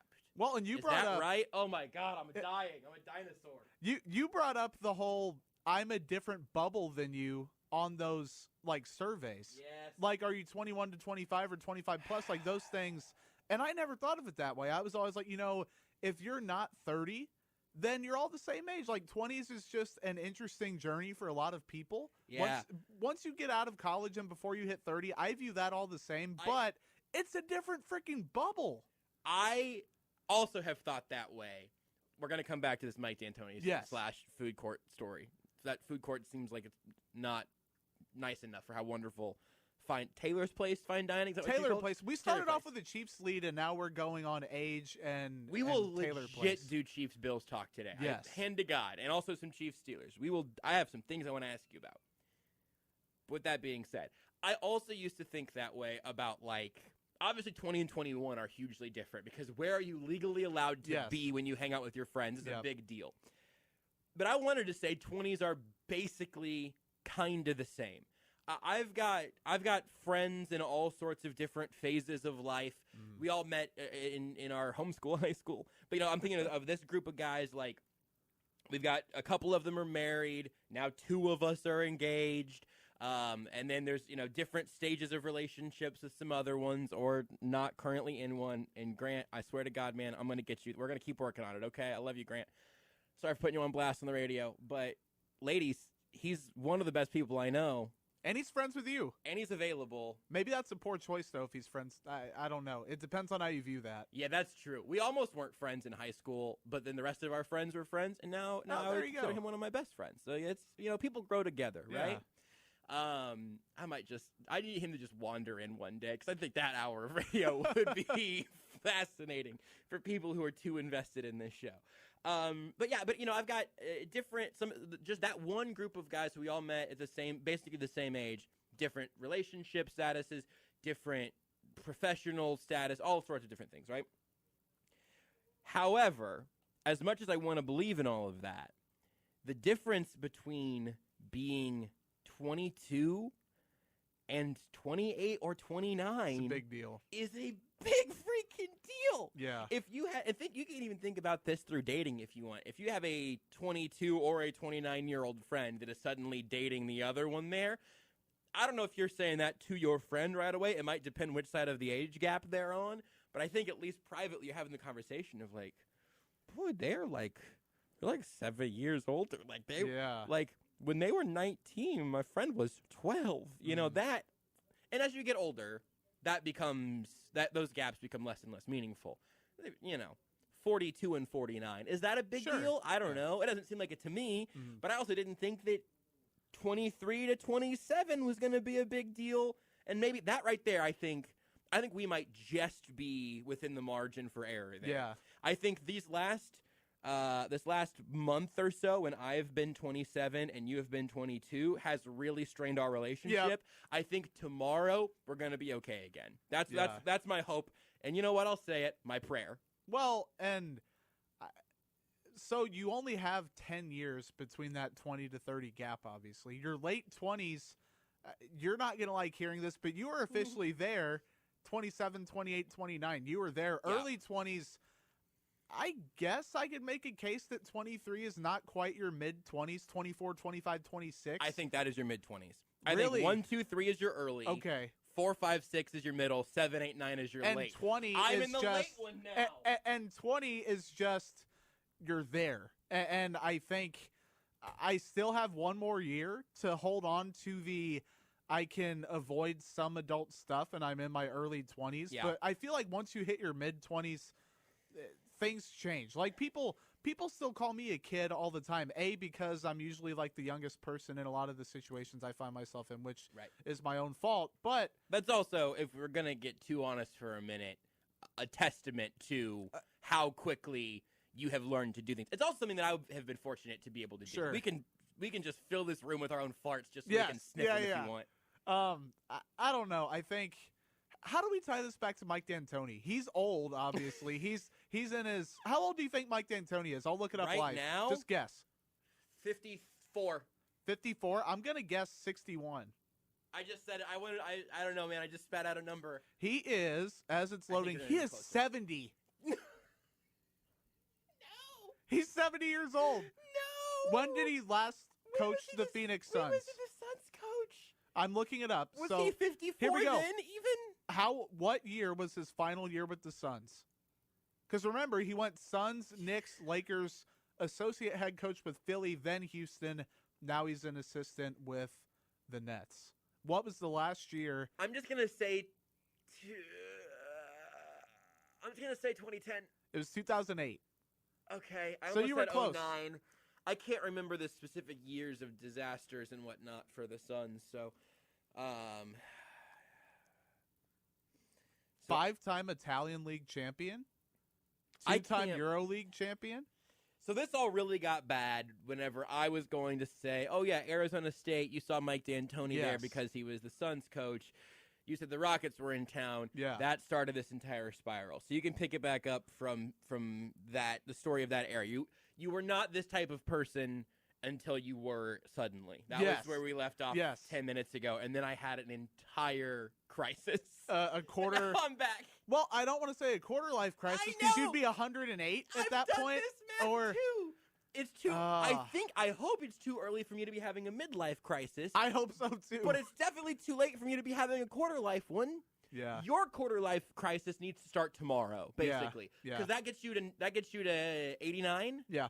That's pretty good. I think most of us would be lucky to get to 89. It feels like 90 to be a nice round number. I don't know what your personal goals are. No, that gets me to 92, right? 46 and 46. I can't even do math anymore. Yeah, that gets me to 92. I'd take that. It sure does. Yeah, 92 feels like a winner. I'd have to drop a couple pounds so I could get around pretty well, but I could take 92. Weird stuff happens to your body. I set the bar low, so then when I'm like that 40-year-old that's like in the best shape of his life, I actually mean it. Yep. So I've been holding on to that. Good.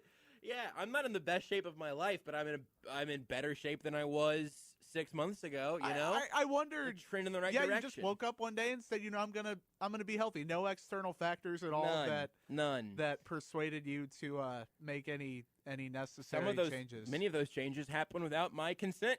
I was a passenger on some of these changes. You saw Mike D'Antoni one day at this place.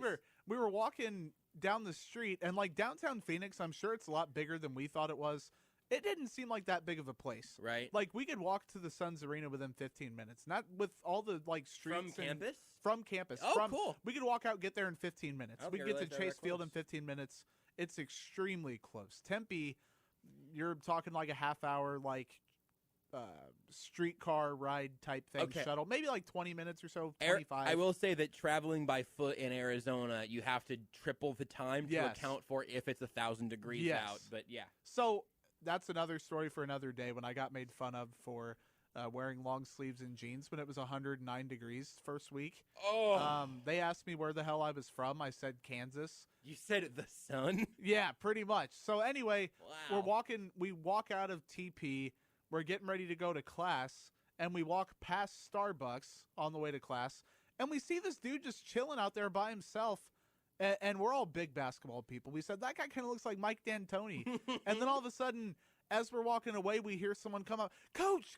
And literally every single one of us stopped, turned around, ran over there, and just, like, said hi and said, like, good luck tonight. We didn't want, like, pictures or any of that stuff. Like, I've seen Travis Kelce at Yard House one table away from us before, and my buddies are like, dude, are you going to go talk to him? I'm like, no, A, because of the nature of the profession that I'm in, but B, they're just chilling. You know, we wouldn't want it to happen to us. We think it's cool for the first couple times. Like, Josh, I'm sure you get people every single second that say, oh my God, Josh Brisco. Yeah, I can't walk outside without my mask on. It was the real plus side of the COVID pandemic is that I at least finally got an excuse to cover my face in public. Yeah. But so there's really not a huge correlation between TP Dining Hall and Mike D'Antoni, but there was something about TP Dining Hall had to happen in order for Mike D'Antoni to happen. That's the cycle. There is no Mike D'Antoni at Starbucks without Taylor Place Dining because Starbucks was built at the same time as Taylor Place Dining. That I'm glad that we had the Mike D'Antoni story. I'm happy to be here on this story. It's the evolution of a 70-year-old who we thought was in his 50s or 60s. I can't believe he's 70. He's been around the block. Insane. But there was a story that I think was going to turn into you selling unneeded textbooks. And I also wanted to get to the end of that story. Okay. Because my brain has a really hard time letting stuff loose like that threads go. Yeah. It either happens by accident or it does not happen at all. Okay. That's just where I'm at. Here's the phrase that really, really caught me. You said the phrase, I'm not usually this type of person, but I guess in this situation I was, and I just want to know what that is exactly about. Okay, I have my guesses. So we got there week 1. It might have been week 2. Week 1 we had class, and my grades were higher in Arizona than they were when I got back to Kansas, ironically, at Baker University of all places. So my grades were like a full half. Is that where Mike McCarthy went? I remember looking at this recently. Yes. Baker and Mid-American Nazarene, bitter rivals. Yes. But you guys got Mike McCarthy. Yeah. We got Kent. That's fair. That's a fair trade. You know who I'd rather have managing the clock at the end of the game? Or calling plays or any of that stuff. Yeah. So my GPA was like a full half point higher at ASU. I mean, it was a big difference. So, ironically, first week of class, we all go. Teachers all say, professors say, you guys don't really need the textbook. I hope you didn't actually buy them. I was the guy that I got the syllabus the first day. I immediately ran to the bookstore and said, oh my God, I really need these textbooks. Got them all. It was too late to trade them back in. You had like 6 days, and I had taken like 7 to make up my mind.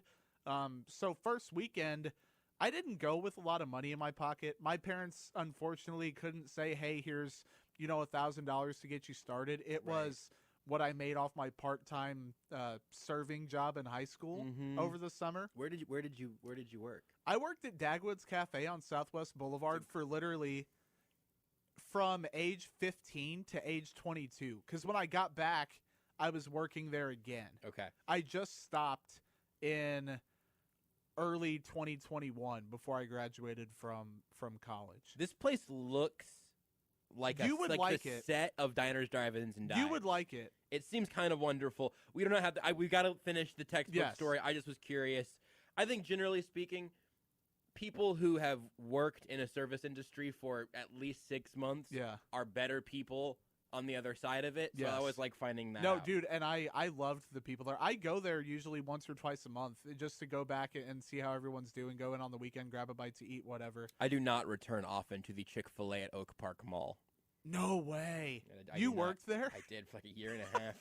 I was the Holy Trinity, man. I was homeschooled, a pastor's kid, and working at Chick-fil-A. Man. Touched by God himself. Have they always said my pleasure? Was that just really? I'll tell you what, man, that's a tough habit to break. Yeah. You start saying my pleasure at home, and it's over. You've got to rewire your brain in there at some point. Okay, so first week I didn't have very much money, and my buddies wanted to go out, and I forget what the bar was even called.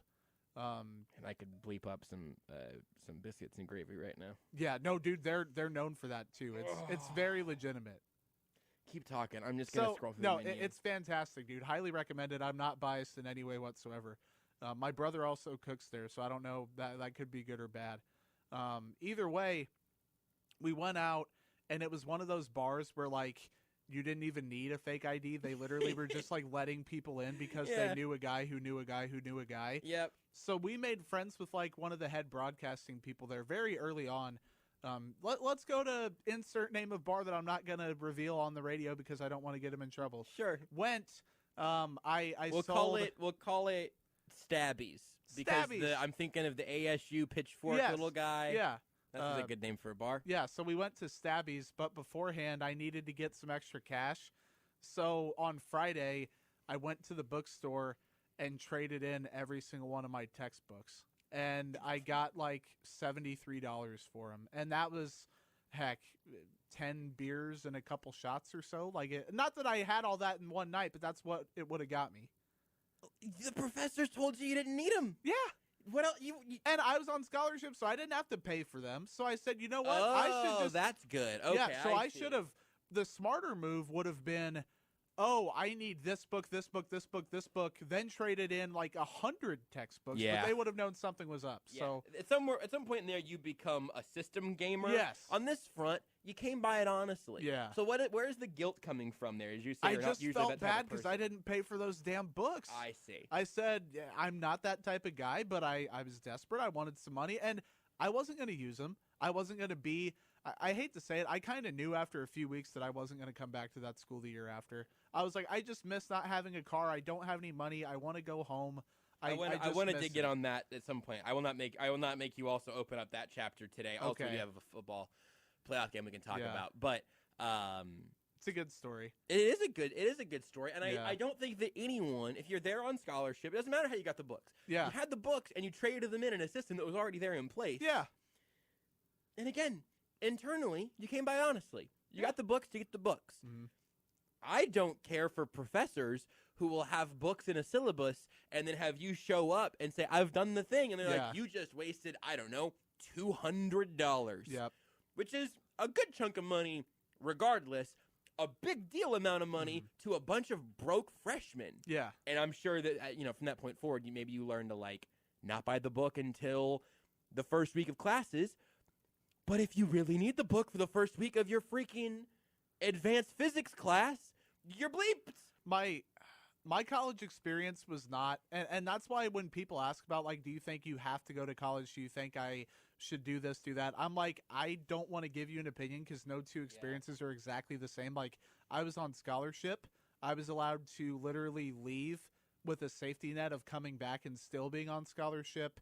I went to kind of Baker's inexpensive school. Mm-hmm. I kind of prioritized doing, I worked hard, but I didn't always go to class. My in-class work ethic and my out-of-class work ethic, completely different. Interesting. I would literally, at ASU, I was good there. I'd go to class, and this is kind of depressing. I'd go back to my dorm and write or try to improve it, sports media related stuff for 6 hours and have my buddy say, get the heck out of your room. We're going to go do something. Then I got to Baker.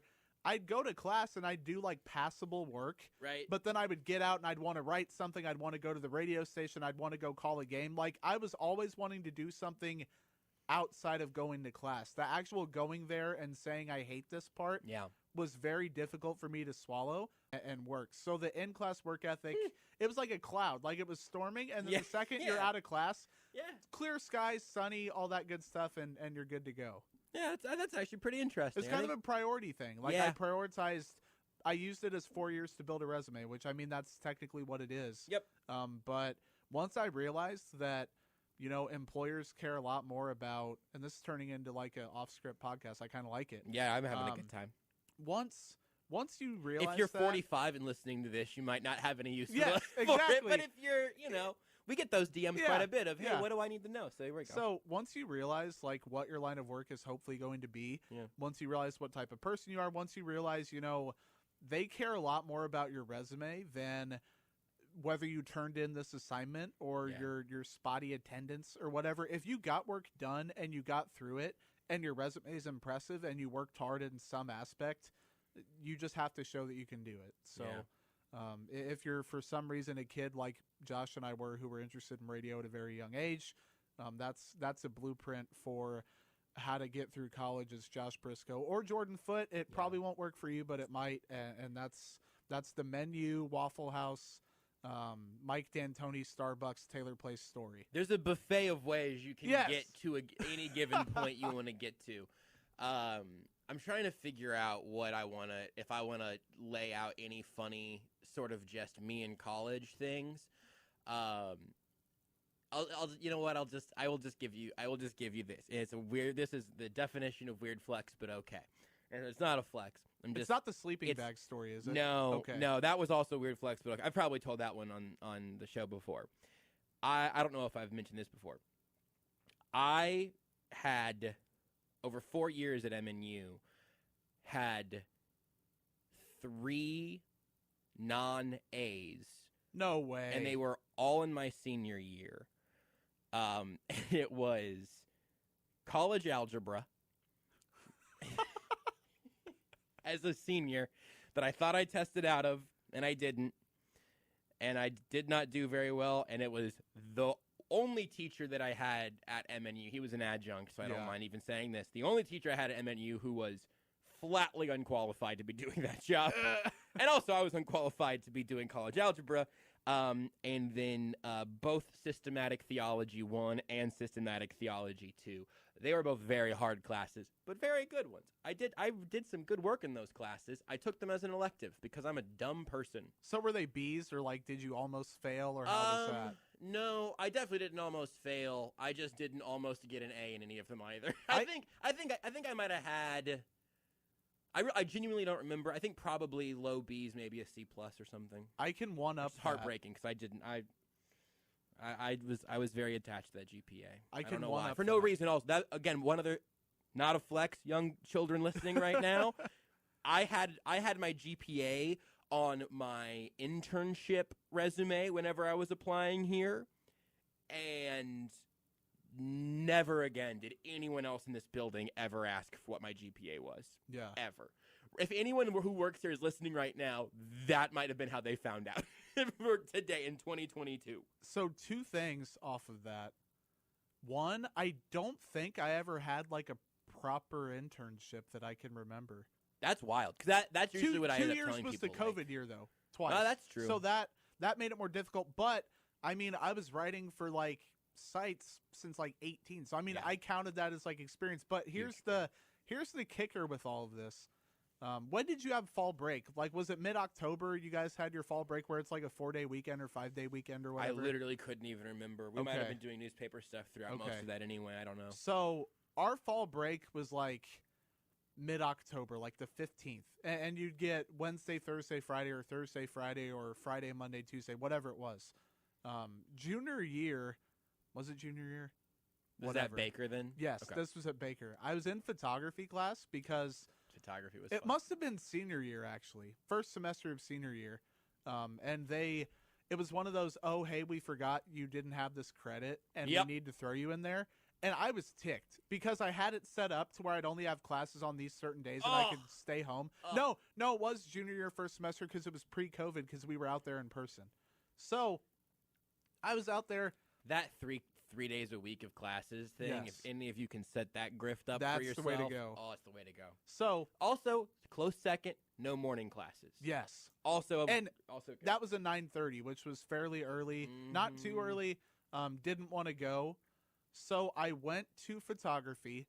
I did probably 3 projects over the first month and a half of school. We started pretty late, so like almost September, basically.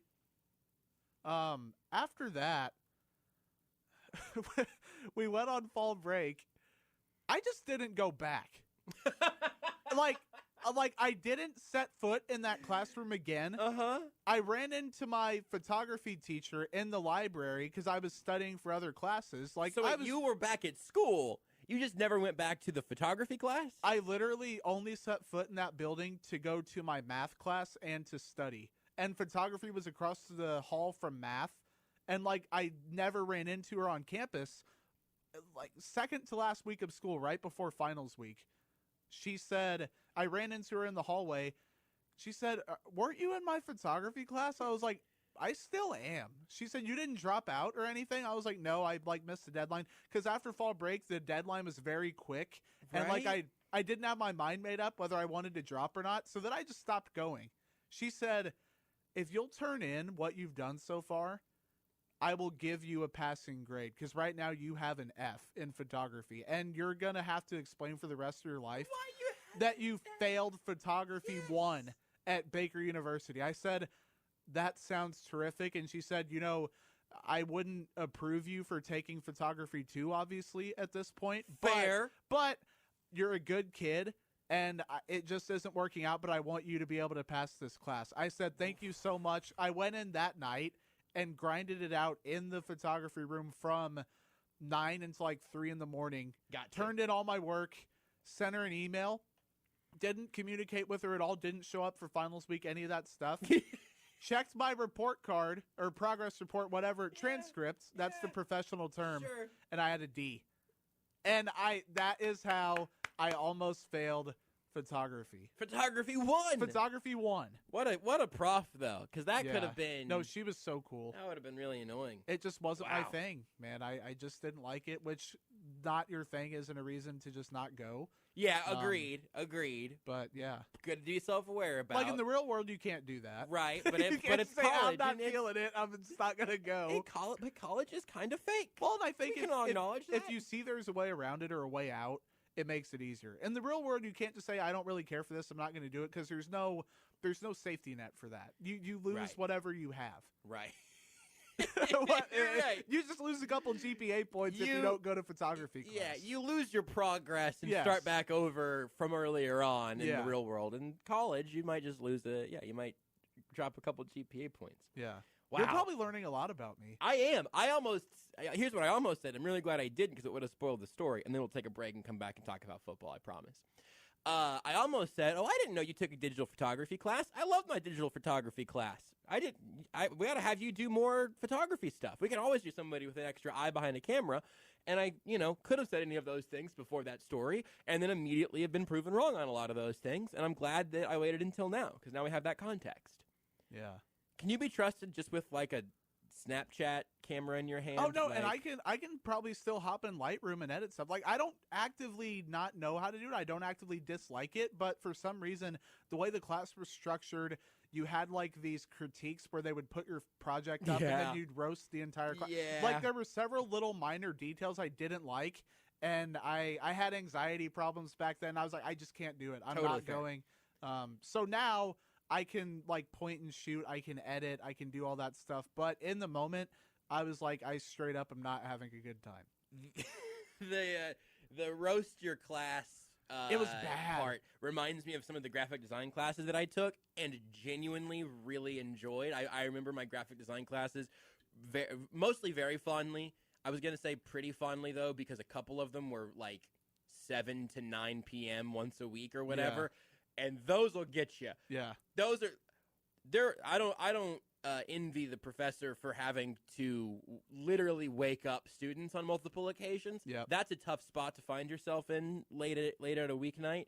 But I kind of like the peer review of other people's stuff because you kind of had to pick your spots, right?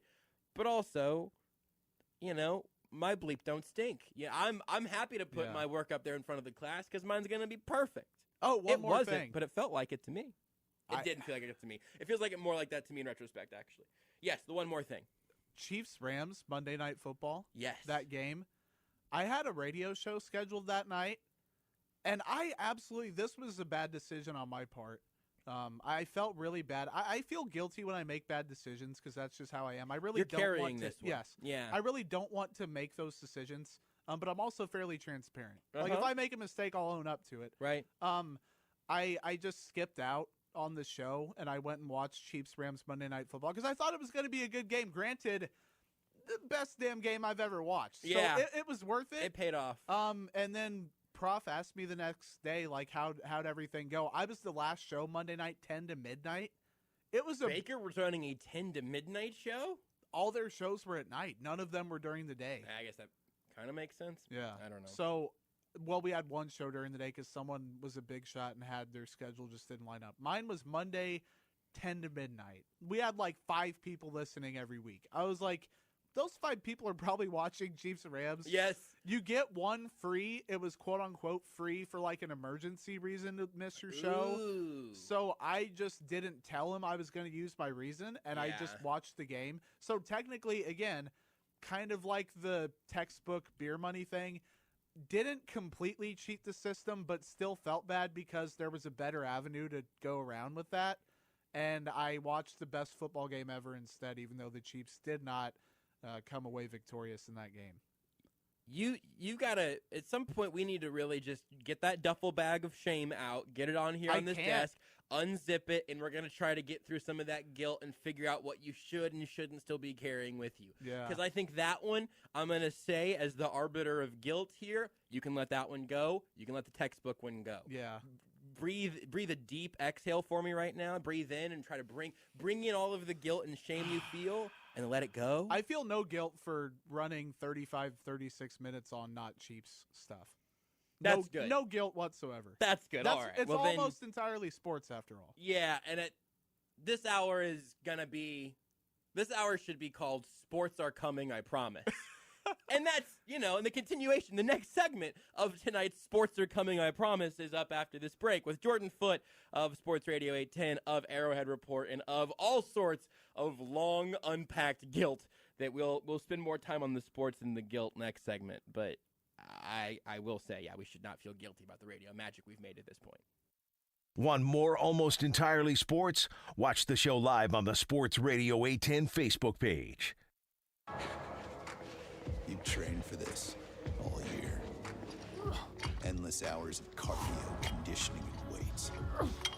And now you are ready. Ready to trek back to your seat from the concession stand. Through the lines, lost fans, and that mascot who wants you to do a little dancey dance, all without spilling a drop of your ice-cold Bud Light. Welcome back to football, sports fans. Introducing a team of all-pros. Never satisfied, they work hard each day to be the best. They are the Kansas City Chiefs, official healthcare provider. The University of Kansas Health System, your favorite team's favorite team. Passionate about what they do, they keep the Chiefs at their best, and they can keep you at your best. To learn more about the pros that the Chiefs trust, visit kansashealthsystem.com/Chiefs. Hi there, Gary Giles with Giles & Jewelry. Everybody knows Giles & Jewelry is the place to buy an engagement ring. Thousands of diamond rings, quality second to nobody. Come on into Giles, 95th and Antioch, right in front of the big Hy-Vee. Giles & Jewelry, we're the jewelers you'll recommend to your friends and family. Giles Jewelry, for the best that's yet to come. Hey, Kansas City, it's Brian Pringle with Victory Ford at the Legends in KCK. We want to wish everyone a wonderful 2022. New inventory has just arrived for the new year, and we are excited for what we have to offer you. Trucks, cars, and SUVs, we have it all. The entire team at Victory Ford is dedicated to one thing, serving you with respect. We take great pride in providing exceptional customer service that keeps the golden rule at the forefront of everything we do. Come see us today at the Legends in KCK or online at victoryfordkc.com, where our first price is better than their last. Saturday, tune in to hear the Bengals and Titans at 3:30 on ESPN Kansas City. Then the 49ers and Packers on Sports Radio 810. And at midnight, our special Chiefs playoff pregame kicks off. We'll take you all the way up to the Bucks and Rams at 2 o'clock. Plus, we'll update you on all the latest before kickoff of the Chiefs and Bills. And we're back with Kansas City's best postgame show on your home for the NFL playoffs. Sports Radio 810 WHB. Henhouse Market is where tailgating magic happens. Tailgate prep means a trip to Henhouse Market where all the food is on tap in our deli. Chicken wings, chicken strips, boar's head sandwich trays, or snacks. Henhouse Market has your game day lineup ready before tip-off. Pick up a few sides at a Tippins pie and call it a win. If you're working from scratch, bring your list and stop by the butcher block at Henhouse Market, where we're serving up certified Hereford beef for burgers and steaks that will make your game day sizzle. Get everything you need for your Kansas watch party at your local grocer, Henhouse Market. Have we got a sweet deal for you at Zarda Barbecue? For only $8.99, pick up a tender, juicy hickory smoked pulled pork sandwich, topped with our Southern-style coleslaw and drizzled with our tangy Carolina mustard sauce. You'll get your choice of Zarda's world-famous baked beans or those hot, crispy French fries. The Sweet Carolina deal with fries or beans, just $8.99 for a limited time at Zarda Barbecue. Come get some. Susan, I'm sorry I'm late. Traffic is terrible. It sure is. But on top of that, gas prices have been skyrocketing. I can't believe how expensive gas has gotten recently. Prices at the pump are up, but I never pay full price for gas anymore. I just use the free Get Upside Gas app that pays you cash back for every gallon of gas you buy. Wait a minute. Are you saying you actually get paid cash when you buy gas with the Get Upside app? Yes, up to 25 cents a gallon cash back every time I buy gas. And does that actually add up to anything? Some months I make $200 to $300. Wow, that's serious extra cash. I'm downloading the free Get Upside app now. Download the free Get Upside app now in the App Store or Google Play to save up to 25 cents a gallon when you buy gas. Use promo code RACE for a 25 cents a gallon bonus on your first tank. That's up to 50 cents a gallon on your first fill-up. You can cash out anytime to your bank account, PayPal, or any gift card for Amazon and other brands. Just download the free Get Upside app and use promo code RACE for up to 50 cents a gallon cash back on your first tank. That's code RACE.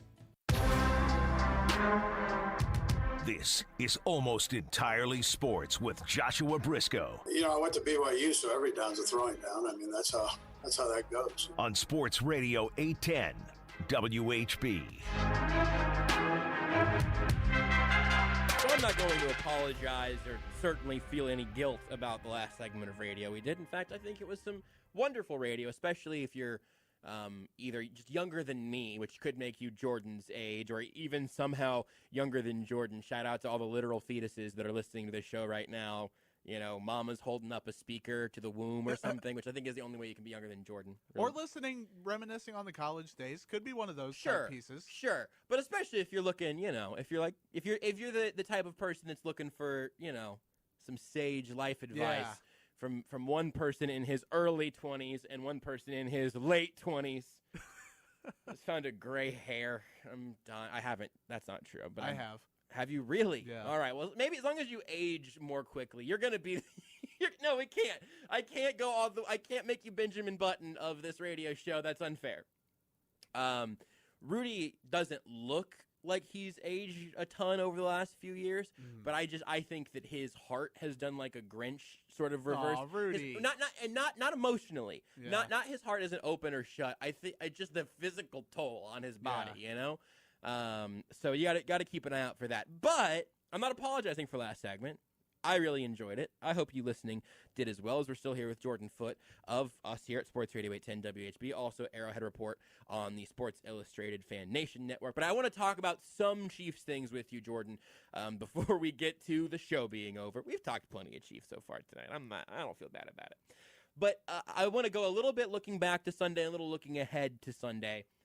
take me to the end of the first quarter. It's 0-0. Actually, take me to 7-0. Where were you at early second quarter? TJ Watt just scored the game's first touchdown.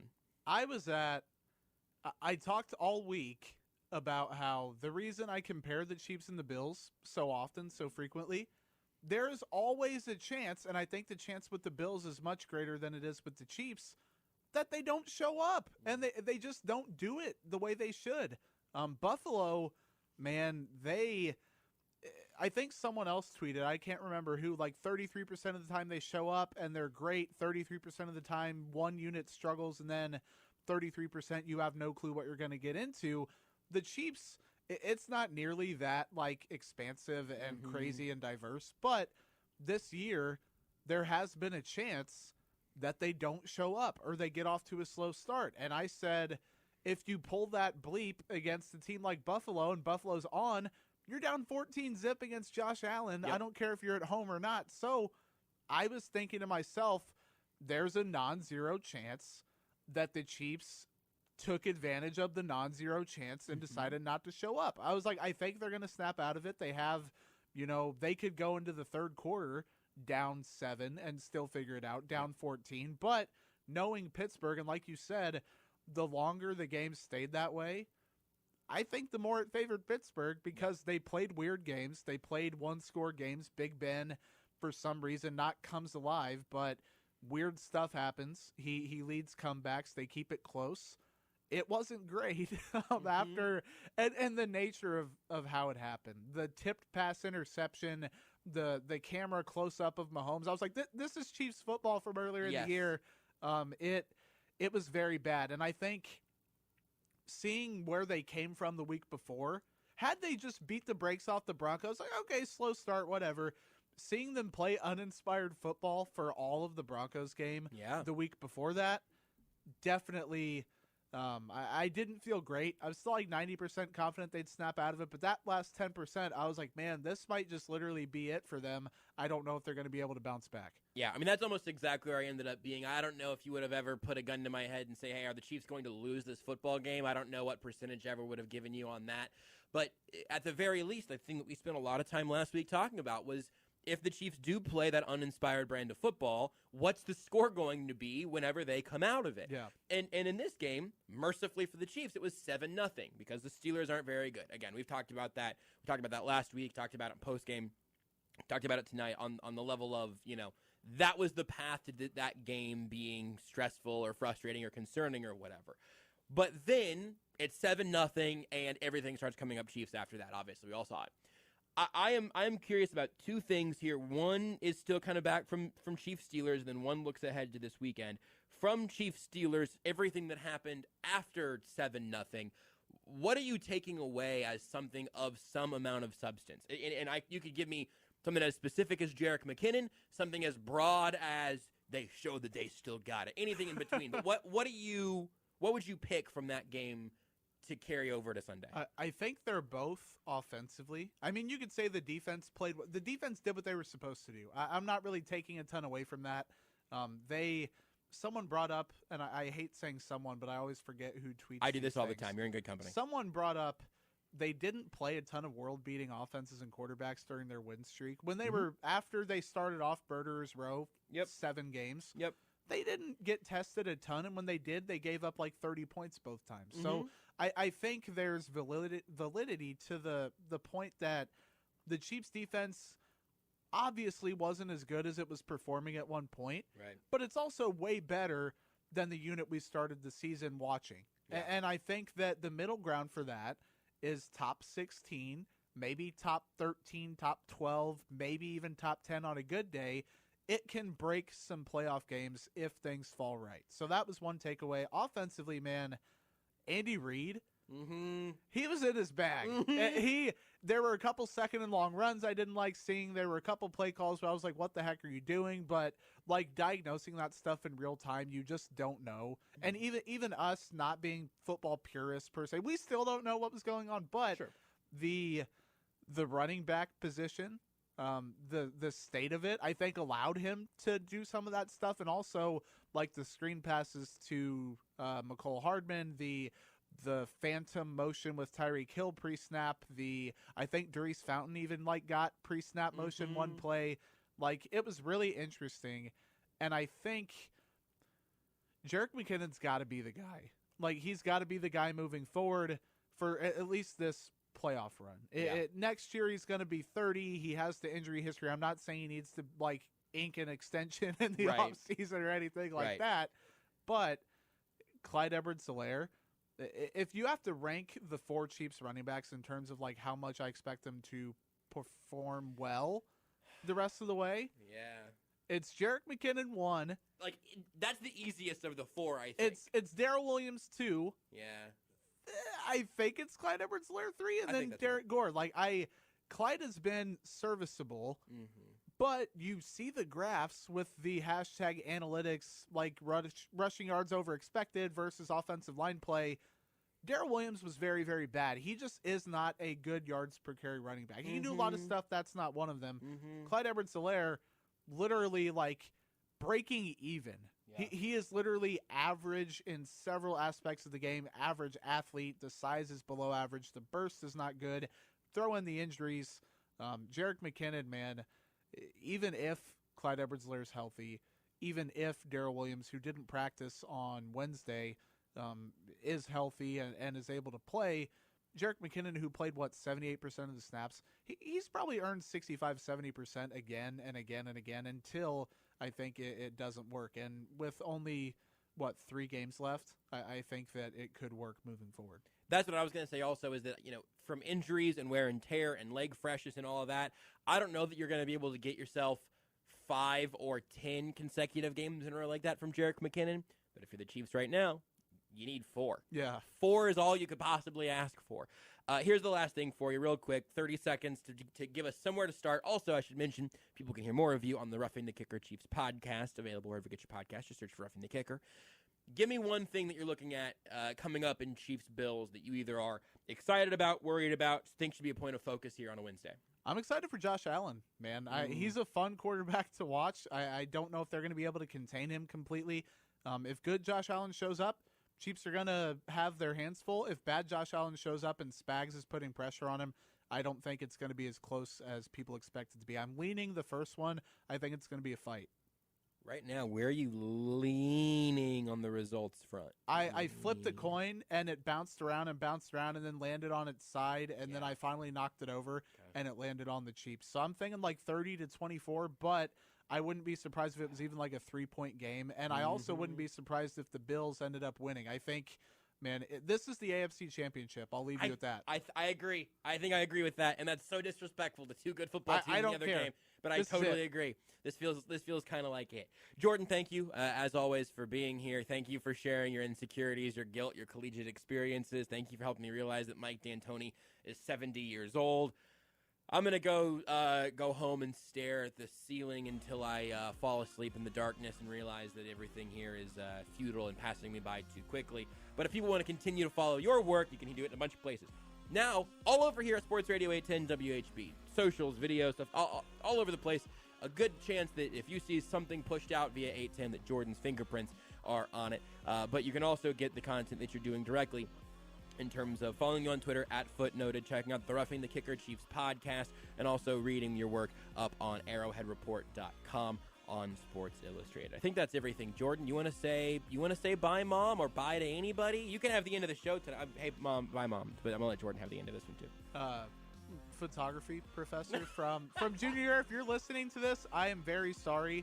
And you were great. It just didn't work out. It's not me. It's not you. It's me. Bye, Jordan's professor that taught digital photography and bailed him out from failing. You are listening to Almost Entirely Sports with Joshua Brisco on Sports Radio 810 WHB. Kansas City's hometown sports station, Sports Radio 810 WHB. As far as Patrick goes, he had a tremendous night, and it didn't start off perfect. We're expecting a fight. We're expecting a battle. They have a great offense, great defense, great special teams, and we played them in the AFC Championship game last year. It's going to be another fight for us if we want to try to move on to the AFC Championship game this year. When you want the latest on your favorite teams, tune into your hometown radio station, Sports Radio 810 WHB. Hello, Missouri. Switching to Geico is a good idea, especially when you consider everything. First off, Geico makes it easy to switch, and you can contact your local agent for personalized assistance. But if it's so easy, you might start thinking everything is easy, even big wave surfing. And it's not. It's actually quite difficult.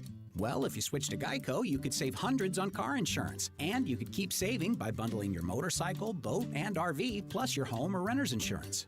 But saving money might lead you to make some questionable purchases, like a 20-foot feather boa. And do you know how hard it is to clean a 20-foot feather boa? Well, they do have an industry-leading mobile app you can use to pay your bill, file and manage a claim, or add a new driver.